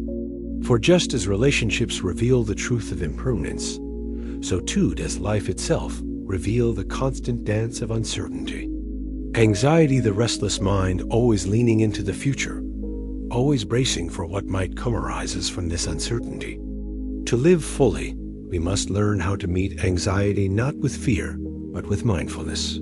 To turn the restless mind into a doorway for awakening. Anxiety has become the background music of modern life, a restless hum that follows people wherever they go. It begins the moment we wake up, checking messages and emails before the sun has even risen. It lingers as we rush through traffic, as we scroll through endless news, as we juggle deadlines and obligations. It echoes at night when we try to sleep, our minds spinning with worries about tomorrow. For some, anxiety feels like a storm that strikes suddenly, heart racing, breath shallow, hands trembling. For others, it is a constant drizzle, a low-grade unease that never disappears. In either form, it is exhausting, draining the joy from the present moment and leaving us perpetually on edge. Why does anxiety cling so tightly to the human mind? At its root, anxiety is the mind's attempt to control the uncontrollable. It is the voice that says, if I can predict every possible outcome, if I can prepare for every danger, then I will be safe. On the surface, this seems logical, but in reality, it is a trap. The future is infinite, and no amount of worrying can capture it. The mind that tries to control everything ends up controlling nothing, trapped in endless rehearsals of fear. Buddhist teaching shines a light here. It reminds us that the mind is like a monkey, leaping from branch to branch, unable to rest. When left unchecked, it swings endlessly into the future, grasping for certainty. But certainty is an illusion. The Buddha taught impermanence. Everything changes, everything shifts, nothing can be held still. Anxiety arises because we resist this truth. We want the ground beneath us to be solid, yet life is fluid. We want guarantees, yet life offers none. When we learn to accept impermanence, anxiety begins to loosen its grip. The practice of mindfulness offers a direct antidote. Mindfulness means bringing the wandering mind back to the present moment gently, again and again. When the storm of anxiety rages, we anchor ourselves in the body, the breath flowing in and out, the feet pressing against the floor, the hands resting in the lap. We remind ourselves, this moment is real. The future is not here yet. Each breath becomes a refuge, each sensation a doorway back to reality. In this way, anxiety is not fought, but transformed. The restless energy that once fueled fear becomes fuel for presence. Consider a woman who suffered from severe panic attacks. For years, she feared leaving her house, terrified that anxiety would strike in public. Therapy and medication helped, but the fear persisted. Then she was introduced to mindful breathing. At first, she doubted it could help. But one day, as a panic attack rose, she remembered, focus on the breath. She placed her hand on her chest, felt the rise and fall, and whispered, in, out, in, out. The attack did not vanish instantly, but she noticed that the storm softened. Over time, each breath became a lifeline. She learned that while she could not control when anxiety appeared, she could always return to the present. This realization gave her freedom she had thought impossible. Mindfulness also reveals something surprising. Anxiety often points to what we value most. We worry about our children because we love them. We worry about work because we want to succeed. We worry about health because we want to live fully. In this sense, anxiety is not only a burden, but also a messenger. It shows us where our hearts are invested. When we witness anxiety with compassion, we can hear its message without being enslaved by it. We can say, "Thank you, anxiety, for reminding me what matters. Now I will choose presence instead of fear." Another powerful practice is labeling thoughts. When anxiety spins stories, what if I fail? What if they leave? What if I get sick? We can gently name them. This is fear. This is planning. This is imagining. By labeling, we create distance. We see that these are not truths, but thoughts, rising and falling like waves. The Buddha taught that thoughts are like passing visitors. When we cling to them, we suffer. When we observe them, they lose their power. It is also essential to recognize the body's role in anxiety. The mind and body are deeply linked. When the body is tense, the mind grows restless. When the body relaxes, the mind follows. Simple practices like mindful walking, stretching, or placing a warm hand over the heart can calm the nervous system and quiet the anxious mind. Each act of care tells the body, "You are safe." In turn, the body tells the mind, "You can rest." This does not mean anxiety disappears forever. It will return again and again. But each time it does, we have a choice: to be swept away or to meet it with awareness. Each anxious moment becomes an opportunity to practice presence. Over time, the storms grow less frightening. We realize that anxiety is not a monster to be destroyed, but a wave to be surfed. And yet, beneath anxiety often lies something deeper: fear of the unknown. We fear uncertainty because it strips away the illusion of control. We want to know how things will end, how people will act, how life will unfold. But the truth is that uncertainty is the essence of life itself. To live fully, we must learn not only to tolerate uncertainty, but to embrace it as the field where possibility is born. This is the next doorway, where anxiety transforms into wonder, and fear of the unknown becomes an invitation to trust the unfolding mystery of existence. At the core of anxiety lies a deeper shadow: the fear of uncertainty. The human mind craves predictability. We want to know how the story ends, how our choices will unfold, how our loved ones will fare, how our own lives will turn out. This longing for certainty is natural, yet it collides with the fundamental truth of existence. Life is uncertain. The future is not a script already written. It is a canvas still being painted, stroke by stroke, moment by moment. To live is to live inside mystery. And for many, this mystery feels terrifying. Uncertainty can feel like standing at the edge of a vast forest at night, the path ahead hidden in shadows. The mind rushes to fill the darkness with imagined dangers. What if I fail? What if I lose everything? What if disaster is waiting? These what-ifs are endless, and they feed anxiety until the unknown feels unbearable. But Buddhist wisdom invites us to see this forest differently. The unknown is not only a place of danger, it is also a place of possibility. Just as darkness hides threats, it also hides beauty, growth, and opportunity we cannot yet imagine. To embrace uncertainty is to open ourselves to life's infinite potential. The Buddha taught that clinging creates suffering. When we cling to certainty, we fight against reality itself. We demand guarantees where none exist. This resistance breeds fear. But when we release clinging, we discover freedom. We stop demanding that life provide answers in advance, and instead we walk with trust, step by step, breath by breath. Like a traveler crossing a bridge in the fog, we may not see the whole path, but we can see the next step. And that is enough. Consider the story of a woman who longed for security in every area of her life. She planned every detail, controlled every outcome she could, and worried about those she could not. Despite her efforts, life still surprised her. Jobs changed, relationships shifted, health faltered. Each change left her devastated because her sense of safety depended on stability. Then one day, during meditation, she realized that the only stable ground was the present moment.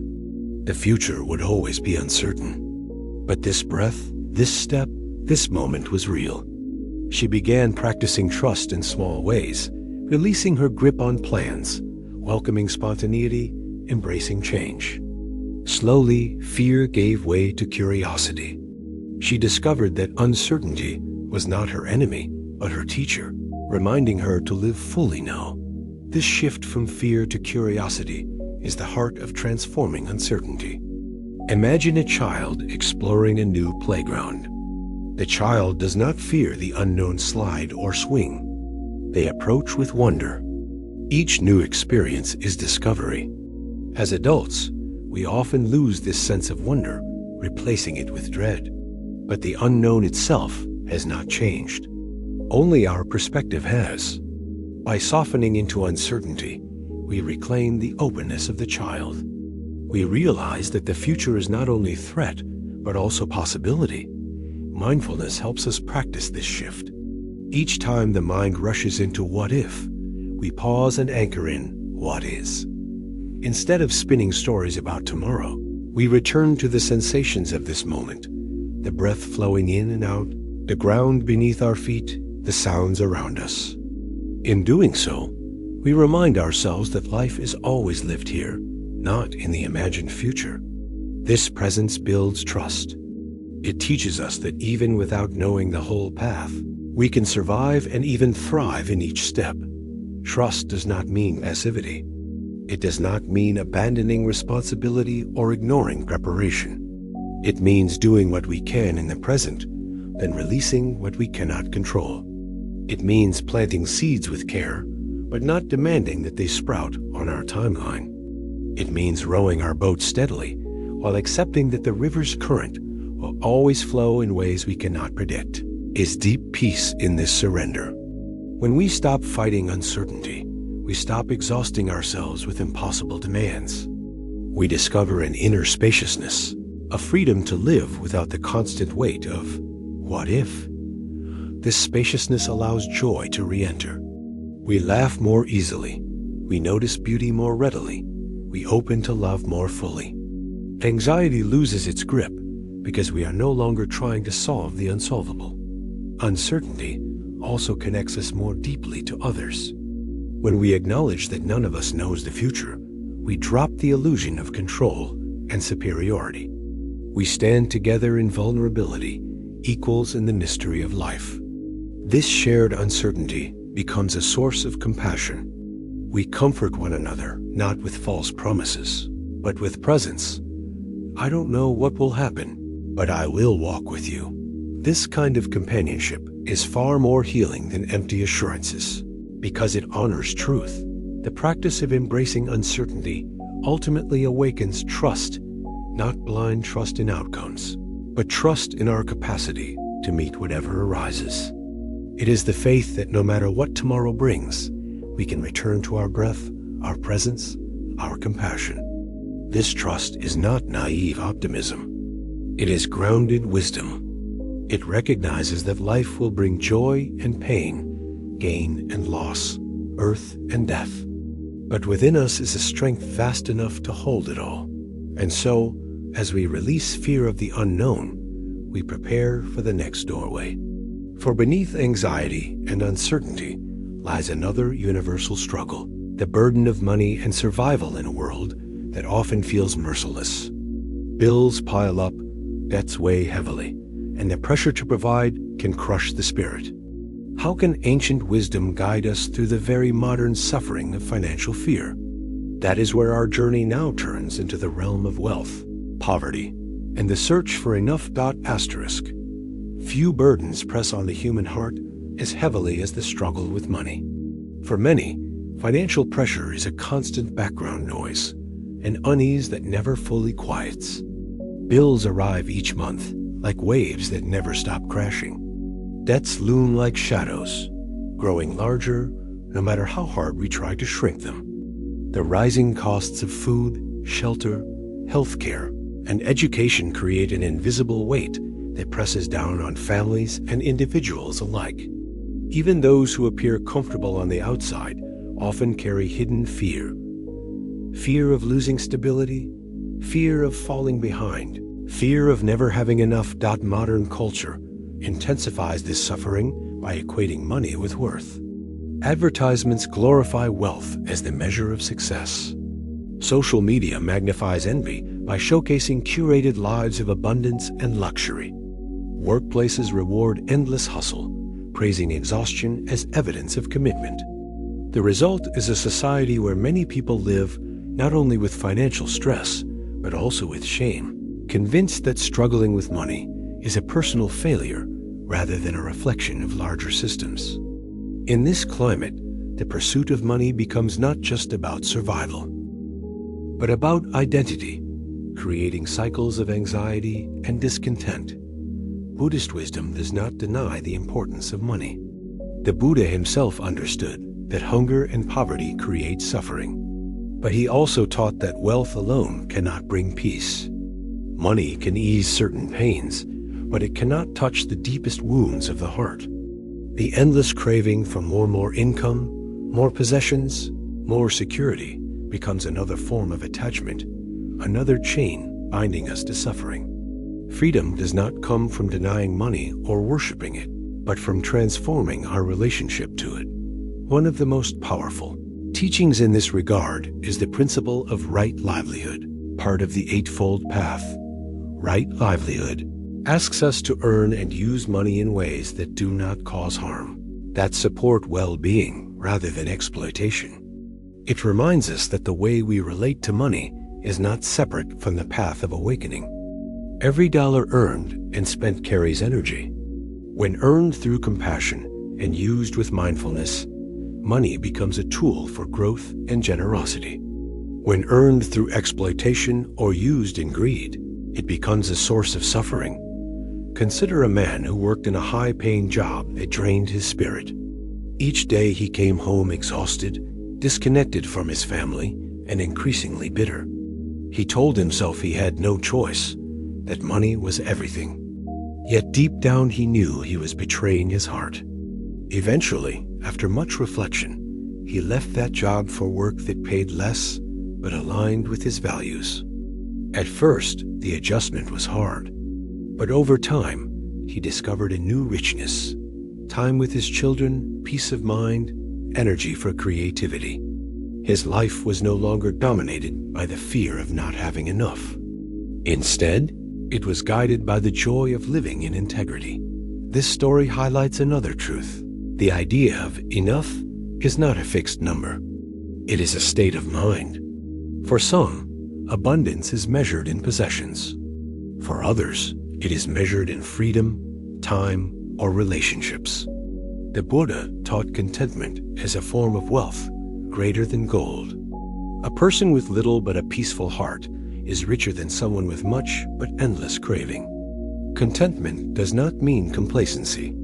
It means recognizing the sufficiency of this moment, the gifts already present, the nourishment that cannot be bought. To cultivate this contentment, mindfulness is essential. Each time we spend, we can pause and ask, is this purchase feeding craving or supporting peace? Each time we earn, we can ask, does this work align with my values? These small questions bring consciousness into a realm often ruled by fear and habit. Over time, they shift our relationship to money from desperation to clarity, from shame to responsibility. Generosity is also a key practice. When fear of scarcity grips us, the natural instinct is to hold tighter, to cling to every resource. But this clinging feeds the illusion of lack. Generosity, even in small ways, breaks that illusion. When we share a meal, give time, or offer resources, we experience abundance in action. We realize that wealth is not only what we keep, but what we give. This realization frees the heart, softening the chains of fear. A woman once shared how she began a simple practice of setting aside a small portion of her income each month, not for savings or bills, but for generosity. Sometimes she donated it. Sometimes she used it to help a friend. Sometimes she gave it anonymously. She discovered that this practice brought her more joy than any purchase. Her relationship with money shifted from anxiety to gratitude because she no longer saw money only as a threat, but as an opportunity to serve. The practice of generosity is not about ignoring real struggles. Poverty is real, and its pain cannot be erased with philosophy alone. But even in poverty, the spirit of generosity can shine. In many Buddhist countries, some of the poorest villagers still share meals with monks each day, offering from their little with open hearts.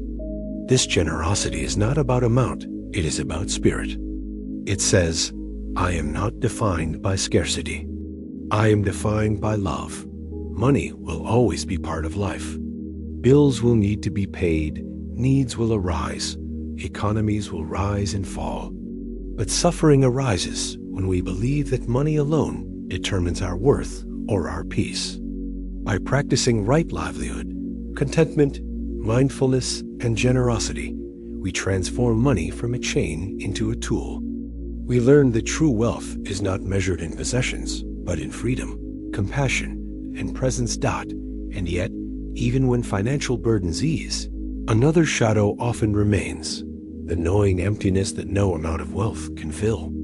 This is the hunger of consumerism, the endless craving for more, which keeps people running on a wheel of dissatisfaction.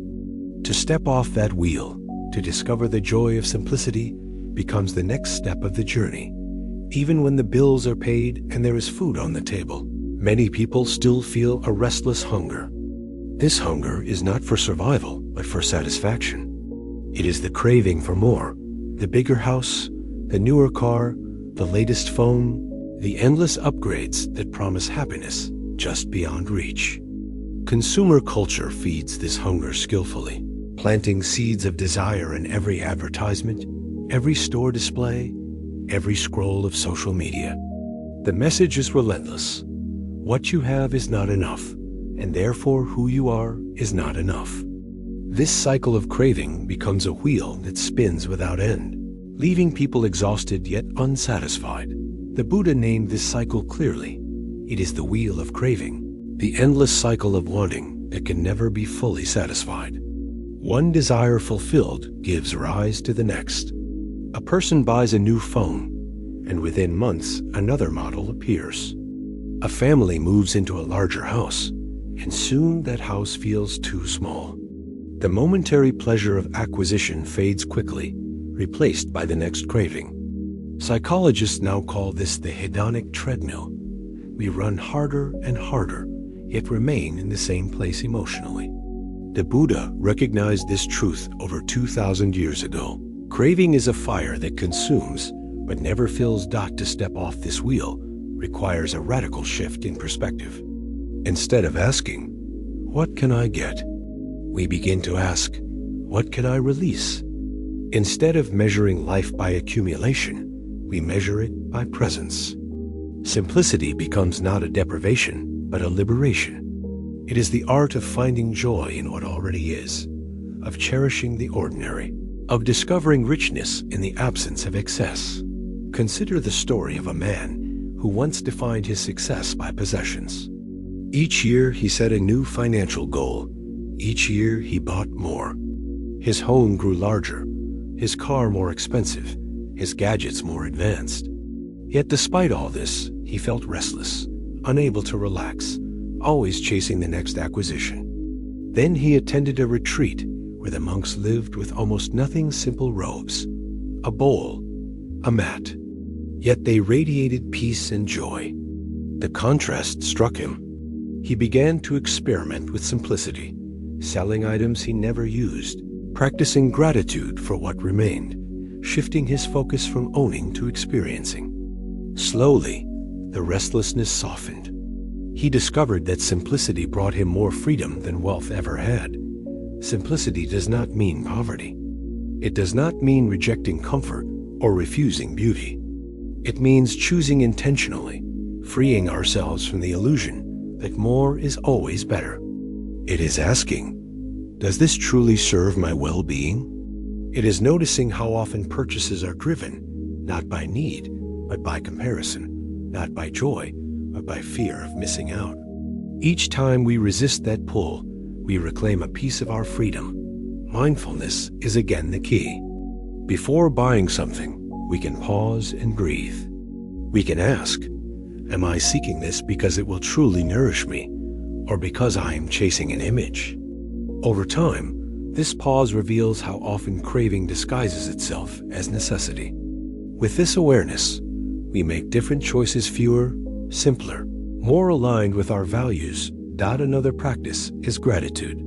Craving thrives on what is absent. Gratitude thrives on what is present.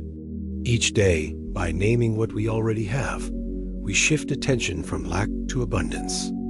A warm meal, a safe place to sleep, the smile of a loved one, the gift of breath. These simple treasures reveal that life is already full. Gratitude turns simplicity into richness, revealing that enough has always been here. Generosity, too, loosens the grip of craving. When we give, we break the illusion of scarcity. We realize that joy multiplies when shared. In Buddhist cultures, even the poorest villagers give alms daily, not because they have much, but because giving itself is wealth. Each act of generosity dissolves the ego's endless hunger and connects us to the abundance of community. A woman once described how she shifted from craving to simplicity through a practice. She called 1 cup of tea. Instead of rushing through her mornings with coffee in one hand and a phone in the other, she set aside 10 minutes for tea. She chose a simple cup, brewed the tea mindfully, and drank in silence. At first it felt uncomfortable, too slow, too quiet. But soon she discovered that this practice filled her more than any purchase ever had. The simplicity of 1 cup of tea became her daily reminder that joy lives in presence, not in accumulation. Simplicity also creates space for what truly matters. When we spend less energy chasing possessions, we have more energy for relationships, creativity, service, and peace. Our homes feel lighter, our schedules less crowded, our minds more spacious. In this space, life breathes. We rediscover the richness of small joys, a walk in the park, laughter with friends, the beauty of a sunset. These joys cost nothing, yet they nourish the soul in ways consumerism never can. The practice of simplicity does not deny the reality of financial struggle. Many people face genuine hardship where basic needs are not met. For them, simplicity is not a choice but a circumstance. Yet even here, the spirit of simplicity can bring dignity and peace. It reminds us that our worth is not measured by wealth, but by humanity. It shows us that joy can be found in connection, gratitude, and presence. Even in the midst of difficulty. By stepping off the wheel of craving, we step into a different rhythm. Life slows. The heart quiets. Contentment grows. We begin to see that enough is not a distant goal, but a present reality. And from this place of enough, we are free to live with openness and compassion. And yet, even when material craving softens, another hunger often arises, the hunger for meaning. People ask, what is my purpose? Why am I here? What is the point of this endless cycle of gain and loss, joy and sorrow?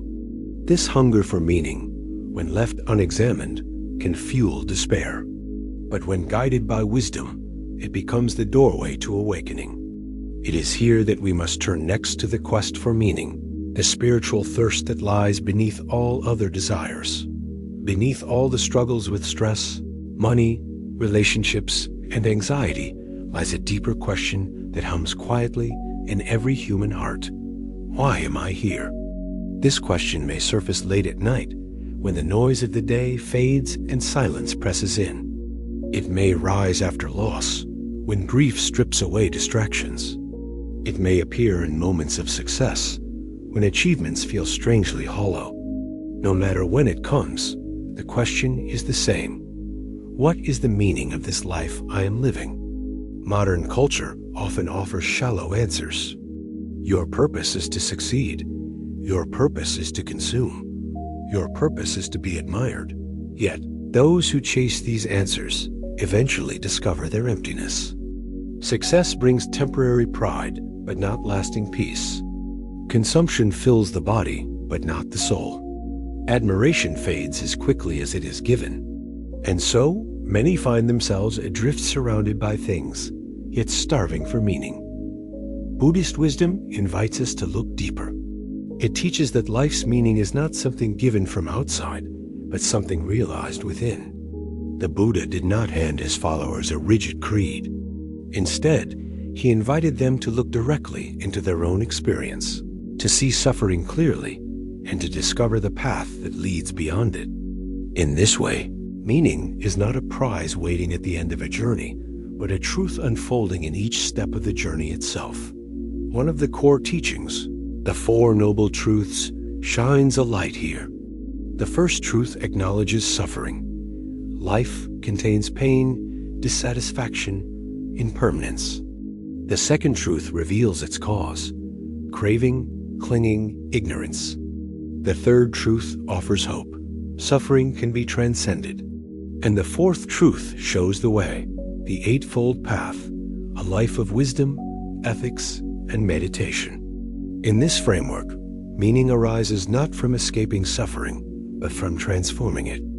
Our very struggles become the soil of awakening. Consider the story of a young man who devoted his life to climbing the corporate ladder.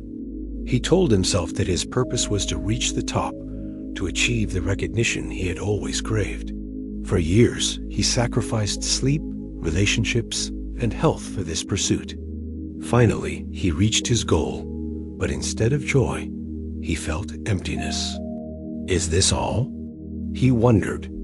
In despair, he attended a meditation retreat where he was taught to observe his breath and notice his suffering without judgment. For the first time, he saw clearly. His endless striving had been an attempt to prove his worth. Beneath that striving was fear. In naming the fear, in breathing with it, he felt something shift. Slowly, he discovered a new sense of purpose, not to chase approval, but to live with awareness and compassion. This shift reveals a profound truth. Meaning is not in external achievements, but in how we live each moment. Washing the dishes with mindfulness, listening deeply to a friend, offering kindness to a stranger. These small acts hold as much meaning as any grand accomplishment. When done with presence and compassion, they become sacred. The ordinary becomes extraordinary, not because it changes, but because we change in how we meet it. Another teaching, dependent origination, also deepens our understanding of meaning. It shows that everything is interconnected. Our actions ripple outward, affecting others in ways we cannot always see. A kind word may ease someone's despair. A moment of patience may prevent harm. A generous act may inspire another to give. In this way, meaning is woven not only in our individual stories, but in the vast web of life itself.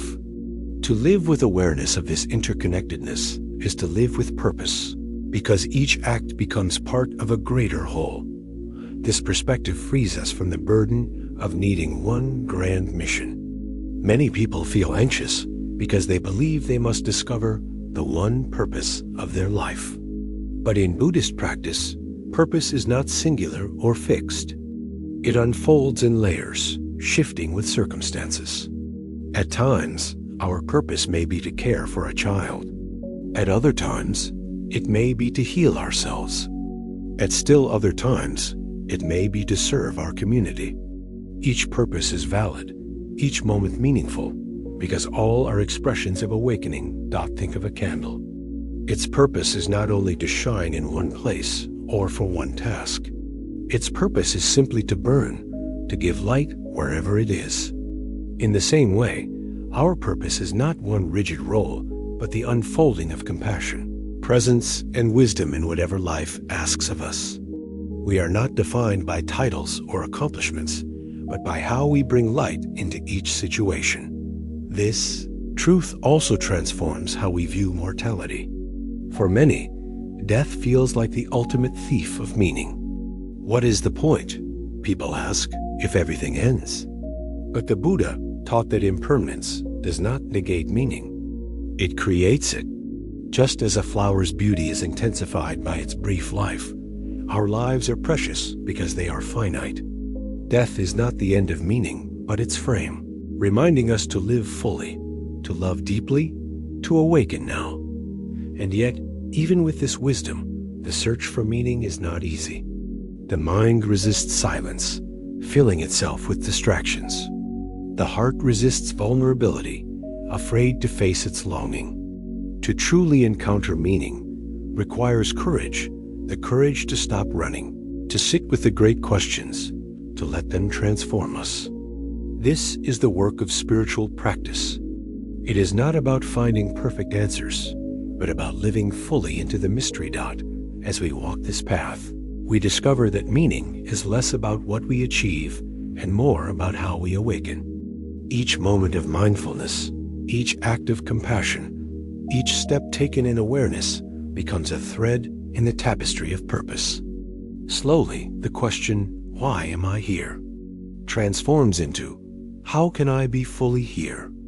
And in living that question, we find the meaning we once searched for outside ourselves. But the journey does not stop here. For even as we awaken to meaning, another challenge arises. The mind itself, restless and unruly, often resists the very presence we seek. To live with purpose, we must learn to train the mind, to guide its wandering back to stillness, to discover the power of meditation as the doorway into freedom. The mind is both our greatest ally and our greatest obstacle on the path to meaning. Left untrained, it becomes restless, distracted, endlessly chasing cravings and fears. It leaps from thought to thought, like a monkey swinging from branch to branch, never content to rest. This restless mind scatters our energy, drains our peace, and blinds us to the beauty of the present moment. But when trained, the mind becomes a steady flame, illuminating truth, guiding compassion, and anchoring us in freedom. Meditation is the heart of this training. To many, meditation seems mysterious, perhaps even impossible. They imagine it requires special postures, hours of silence, or escape from ordinary life. In reality, meditation is simple. It is the practice of bringing attention back, again and again, to this moment. It is not about stopping thoughts, but about changing our relationship to them. When we sit quietly, noticing the breath, thoughts will still arise. Memories will surface, worries will intrude, fantasies will appear. The practice is not to suppress them, but to observe them gently, without clinging or aversion, and then to return to the anchor of the breath. Each return is a victory. Each return strengthens the mind. Over time, this simple practice creates profound transformation. The mind begins to settle. The endless storm of thoughts softens into waves, then into ripples, then into stillness. In this stillness, we begin to see clearly. We see how craving pulls us, how aversion resists, how ignorance clouds perception. This clarity is the foundation of wisdom. It is like cleaning a window covered in dust. Suddenly, the light shines through. Consider the story of a woman who began meditating only a few minutes each day. At first, she found it unbearable. Her mind screamed with noise, her body ached, and she felt like a failure. But a teacher encouraged her to persist, reminding her that the point was not to be perfect, but to keep returning. Slowly, she noticed changes. She reacted less quickly to anger. She worried less about the future. She began to feel moments of deep peace, not dramatic but steady, like a calm river flowing quietly beneath her life. For her, meditation became not an escape, but a lifeline. Meditation also reveals the illusion of the self. As we observe thoughts, we notice that they come and go on their own. We do not choose them. They arise and dissolve like clouds. This realization can be unsettling at first, but it leads to liberation. If thoughts are not permanent, if the self is not fixed, then we are free to change. We are not condemned to be the sum of our past mistakes or fears. We are fluid, unfolding, like a river always flowing. This insight dissolves the lie of brokenness and awakens the truth of vastness. Different forms of meditation support different aspects of awakening. Mindfulness of breath calms the mind and anchors us in presence. Loving kindness meditation softens the heart, cultivating compassion for ourselves and others. Walking meditation connects awareness to movement, reminding us that practice is not limited to the cushion, but can be woven into every step of daily life. Each form is a doorway, leading us back to the same truth. Freedom lives in this moment. Meditation does not remove life's challenges. Bills will still arrive, relationships will still shift, bodies will still age, and death will still come. But meditation changes how we meet these realities. Instead of reacting with panic or despair, we meet them with equanimity. We recognize that everything arises and passes. Everything belongs. Everything can be faced with awareness. This equanimity does not make us cold or detached. It makes us steady and compassionate, able to face both joy and sorrow with an open heart. A man once described how meditation transformed his grief after losing his father. At first, the pain felt unbearable. He avoided reminders, buried himself in work, and tried to numb the ache. But when he returned to meditation, he allowed himself to sit with the grief, to breathe with it, to feel it fully without drowning. Over time, the grief softened, not by disappearing, but by transforming into love. Each memory of his father became not only a source of pain, but also a reminder of connection. Through meditation, he learned that grief and love were two sides of the same coin. Meditation also deepens our sense of meaning. When we rest in awareness, we see that life is not a problem to solve, but a mystery to experience. The search for one grand purpose fades, replaced by the simple joy of being fully alive. A sip of water, the sound of birds, the warmth of the sun, each becomes meaningful when met with presence. This is the essence of awakening, to discover that meaning is not hidden in some distant future, but shining in this very moment. Yet meditation is not only personal. Its fruits ripple outward. A calm mind responds to conflict with patience. A compassionate heart eases the suffering of others. A steady presence inspires peace in those around us. In this way, meditation becomes not just a private refuge, but a gift to the world. Each person who practices becomes a quiet beacon, helping to heal the collective turbulence of humanity. And so, as we discover the power of meditation to train the mind, to soften the heart, and to awaken meaning, we approach the final doorway of our journey. For even with wisdom, compassion, and practice, life remains fragile, uncertain, impermanent. The question then becomes, how do we live with hope, courage, and love in the face of life's final truth, death itself? How do we carry everything we have learned into the ultimate letting go? Death is the great silence waiting at the end of every life, the truth that no one can escape, yet most of us spend our days trying not to think about it. We distract ourselves with work, entertainment, and endless goals, as if by ignoring death we can somehow avoid it. But beneath the surface, the fear remains, shaping our choices, fueling our anxieties, and haunting our nights. It is this fear that whispers, "Time is running out. You will lose everything. You will cease to exist." To face death directly feels unbearable, and yet, paradoxically, it is only by turning toward death that we learn how to truly live. Modern culture often treats death as failure. Hospitals are built to fight it at all costs.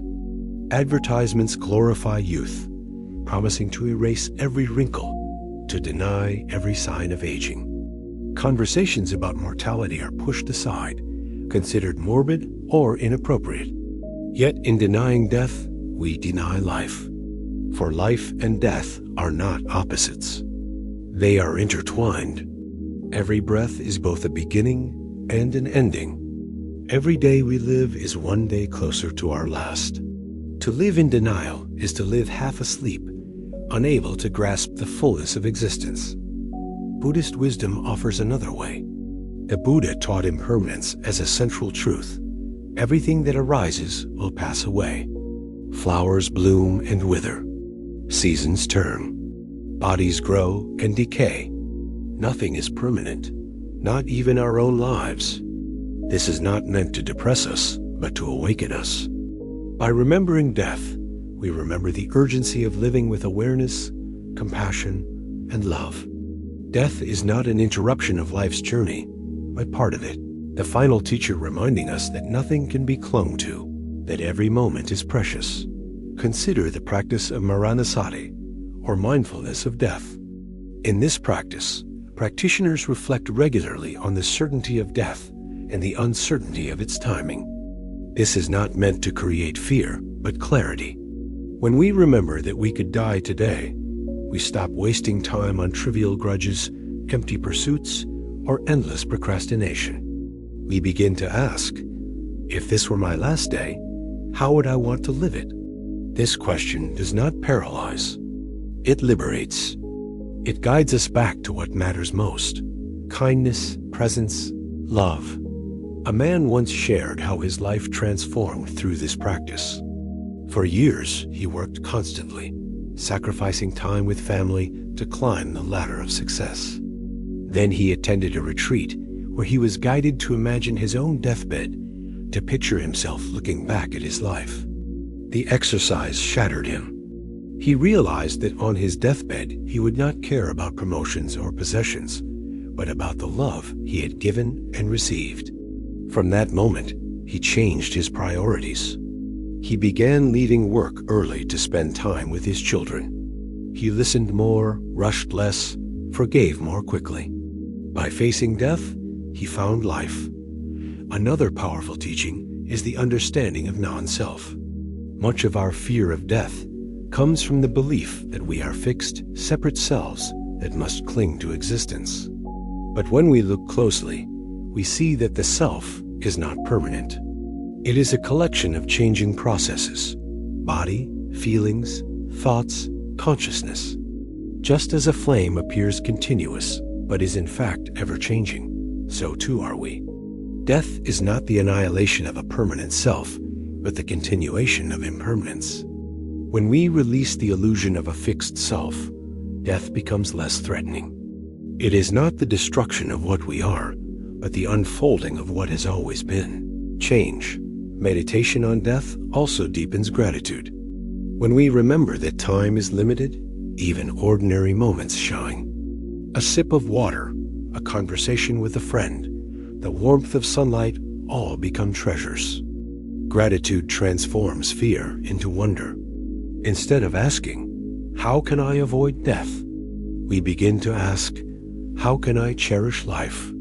This does not mean death is easy.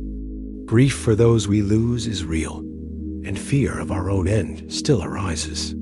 But when we approach death with mindfulness, we soften its sting. We discover that fear does not have to rule us. We can walk toward death with open eyes, acknowledging its pain while also embracing its wisdom. In some Buddhist traditions, monks meditate in cemeteries, sitting with the reality of decay. This practice may seem extreme, but its purpose is simple: to strip away illusions.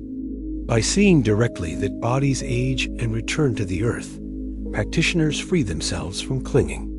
They realize that beauty, youth, and life itself are fleeting, and therefore infinitely precious.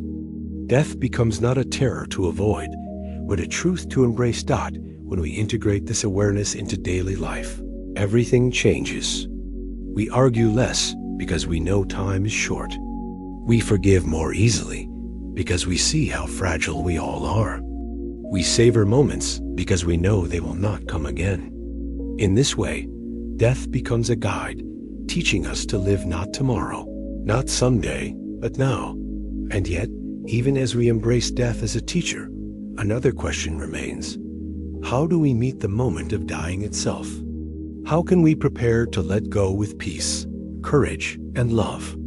This is where the deepest teachings unfold, not only about life's meaning, but about the art of dying well, the final act of surrender that completes the human journey. To contemplate death is one thing. To face the moment of dying is another. For many, the fear is not only about the end itself, but about the process, the loss of control, the letting go of everything familiar, the confrontation with the unknown. Yet Buddhist teachings remind us that the art of dying is inseparable from the art of living. How we live shapes how we die. A life lived with mindfulness, compassion, and acceptance prepares the heart to release with grace when the final moment comes. The Buddha encouraged his followers to meditate on impermanence, not as an abstract idea, but as daily preparation. Every breath is a small rehearsal for death.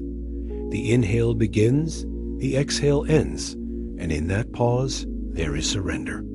Each night we close our eyes in sleep, letting go of the day without guarantee of waking. Each loss we endure of relationships, health, possessions is a practice in letting go. In this way, death is not a stranger that arrives suddenly at the end, but a companion that walks with us always, reminding us to practice release in every moment. Stories from Buddhist traditions illuminate this truth. One monk, nearing the end of his life, told his students, "I have been preparing for this moment my whole life. Do not weep for me." Death is simply the next step. When he died, his face was serene, his breath steady until the last.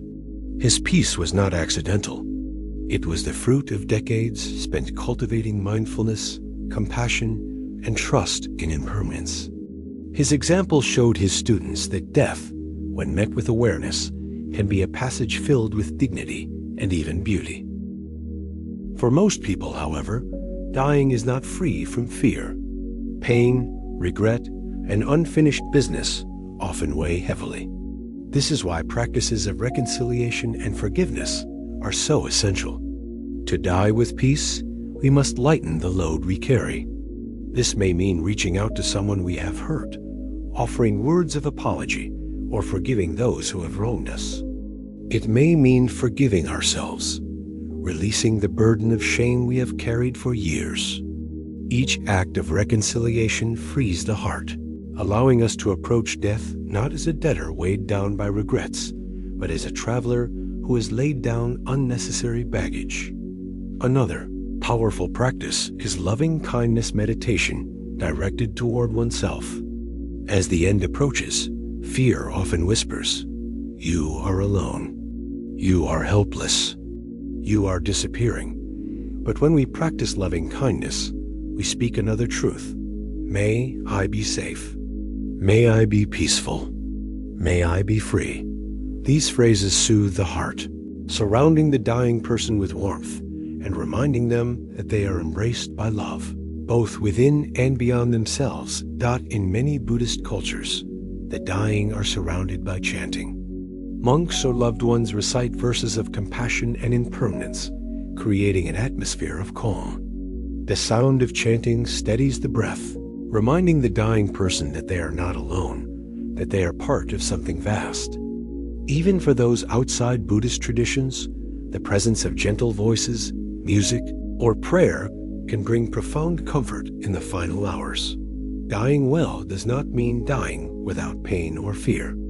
It means meeting whatever arises with awareness and acceptance. It means recognizing that fear is natural, but it does not have to define us. It means leaning into trust that just as every breath has carried us this far, the final breath will carry us into mystery with the same care. A story is told of a laywoman who faced her death with remarkable courage. As her illness advanced, she gathered her children and said, "Do not be afraid. Death is as natural as birth. Just as I once gave you life, I now give you this teaching. Nothing is lost. Everything changes." In her final days, she continued to smile, to express gratitude, to bless those who came to see her. Her presence became a lesson more powerful than words, that death can be a moment of love as well as loss. Ultimately, the art of dying is about surrender. We spend our lives clinging to identities, possessions, relationships, achievements. But at the end, all clinging must be released. The hands that once held tightly must open. This release is not defeat.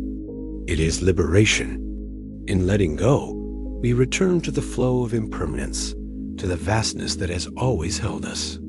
The Buddha described nirvana as the extinguishing of the fire of craving, the release from endless grasping. In this sense, death, when embraced with wisdom, is not only an ending, but a doorway into peace. For those left behind, death is also a teacher. Grief shatters the heart, but in that shattering, compassion can deepen. We learn that love does not end with death. It transforms. Memories become sacred, presence becomes precious, and we carry forward the essence of those we have lost in the way we live. To honor the dead is to live more fully, to embody the love they gave us, to continue the work of compassion they inspired. And so, as our journey through pain, wisdom, and healing draws to its close, we see how every teaching converges here. Stress, relationships, anxiety, money, meaning, all are threads woven into the same fabric. The truth of impermanence runs through them all, reminding us that suffering is real, but not final, that liberation is possible, that love and awareness can transform even death into a teacher. From this place, we are invited to step into life with new eyes, to breathe with gratitude, to love with courage, to forgive with urgency, to live so fully that when death comes, we can meet it not with regret, but peace. And beyond even death, to trust that the work of compassion continues, rippling outward in every life we touch.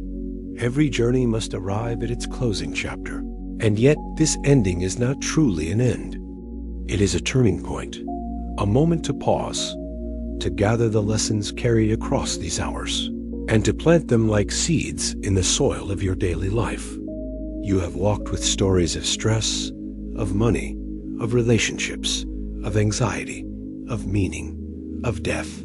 You have witnessed suffering laid bare, and you have seen how ancient wisdom speaks into the modern heart with clarity and compassion. Now, as we reach the conclusion, the question before you is simple but profound. How will you live differently, knowing what you now know? The Buddha taught that suffering is not the enemy. It is the doorway to awakening. Every pain you carry, every restless night, every financial fear, every broken relationship, every anxious thought contains within it the possibility of transformation. The very things that weigh you down are also the soil in which resilience, compassion, and wisdom can grow. You are not asked to erase your struggles or to become someone other than who you are. You are invited instead to meet your struggles with presence, to see them not as signs of failure, but as teachers guiding you home. This journey has shown that you are not broken. You are unfolding. Like a river, you are never frozen, always moving, always becoming. Like the sky, vast and spacious, you can hold every storm without being reduced to it. What feels like cracks are places where light enters. What feels like endings are places where new beginnings rise. You are not trapped by the past or defined by fear. You are a living, breathing story of resilience and possibility. From this truth flows another. You are not alone. Every human heart carries similar struggles, though their forms may differ. The stress of survival, the ache of loneliness, the fear of uncertainty, the grief of loss, these are not only your burdens. They are the shared burdens of humanity. To recognize this is to awaken compassion. When you see another person struggling, you know that their pain is not foreign, but familiar. And in offering kindness to them, you also heal yourself. The practices shared mindfulness, compassion, gratitude, generosity are not abstract ideas but living tools. They are ways of walking, ways of breathing, ways of speaking and listening. Each time you pause before reacting, each time you breathe before speaking, each time you forgive instead of clinging, each time you share instead of hoarding, you embody wisdom. Do not underestimate these small acts. They are the seeds of transformation, the quiet revolutions that change lives from within. Think of how your life might shift if you carried even one of these practices into your days. Imagine beginning each morning with a breath of gratitude. Imagine facing each stressful moment not with panic but with presence. Imagine approaching your relationships not with demands but with compassion. Imagine meeting money not with fear but with clarity and generosity. Imagine holding uncertainty not as an enemy but as a mystery to be trusted. Imagine remembering each night the truth of impermanence, letting it guide you to cherish what truly matters. These are not fantasies. They are choices within your reach, here and now. And when fear of death arises, as it will, remember that death is not a thief but a teacher. It reminds you that every day is precious, every moment sacred. It invites you to live so fully that when your final breath comes, you can meet it not with regret, but peace. To live with death in mind is not morbid. It is to live awake, with urgency for love, with courage for kindness, with freedom from trivial concerns. This is the path of liberation. Not escape from life, but deeper engagement with it. Liberation is not found in some distant paradise, but in this very breath, in this very step, in this very act of kindness. It is discovered each time you choose presence over distraction, compassion over judgment, gratitude over craving, trust over fear. The story of your life is still unfolding. Its chapters are not yet complete, but now you hold the pen more consciously. You know that every word you write, every action you take, every thought you nurture shapes the unfolding. You are not powerless in the face of suffering. You are a participant in the great dance of impermanence, capable of shaping your path with awareness and love. As we close, let us return to the simplest truths, repeated like a mantra for the heart. You are not broken. You are unfolding. You are not alone. You are connected. You are not empty. You are enough. You are not trapped. You are free to choose presence, compassion, and courage in every moment. So let these words not remain only as echoes in your memory. Carry them into your days. Carry them into your work, your relationships, your choices. Let them guide you when fear rises, when stress weighs heavy, when grief breaks your heart. Return again and again to the breath, to the present, to the truth of impermanence, to the practice of love. And may you, in living this way, become a quiet beacon for others. For the world is aching, not only for grand solutions, but for ordinary people living with extraordinary presence. Your calm can soothe another's storm. Your compassion can ease another's pain. Your courage can inspire another's hope. In this way, your life itself becomes a gift, a teaching, a ripple of awakening spreading outward into the vast sea of humanity. This is the invitation. This is the hope. This is the call to action, not loud, not heavy, but steady and clear. Live fully. Love deeply. Forgive quickly. Breathe mindfully. Walk gently. Trust the unfolding. And know that in doing so, you are already free.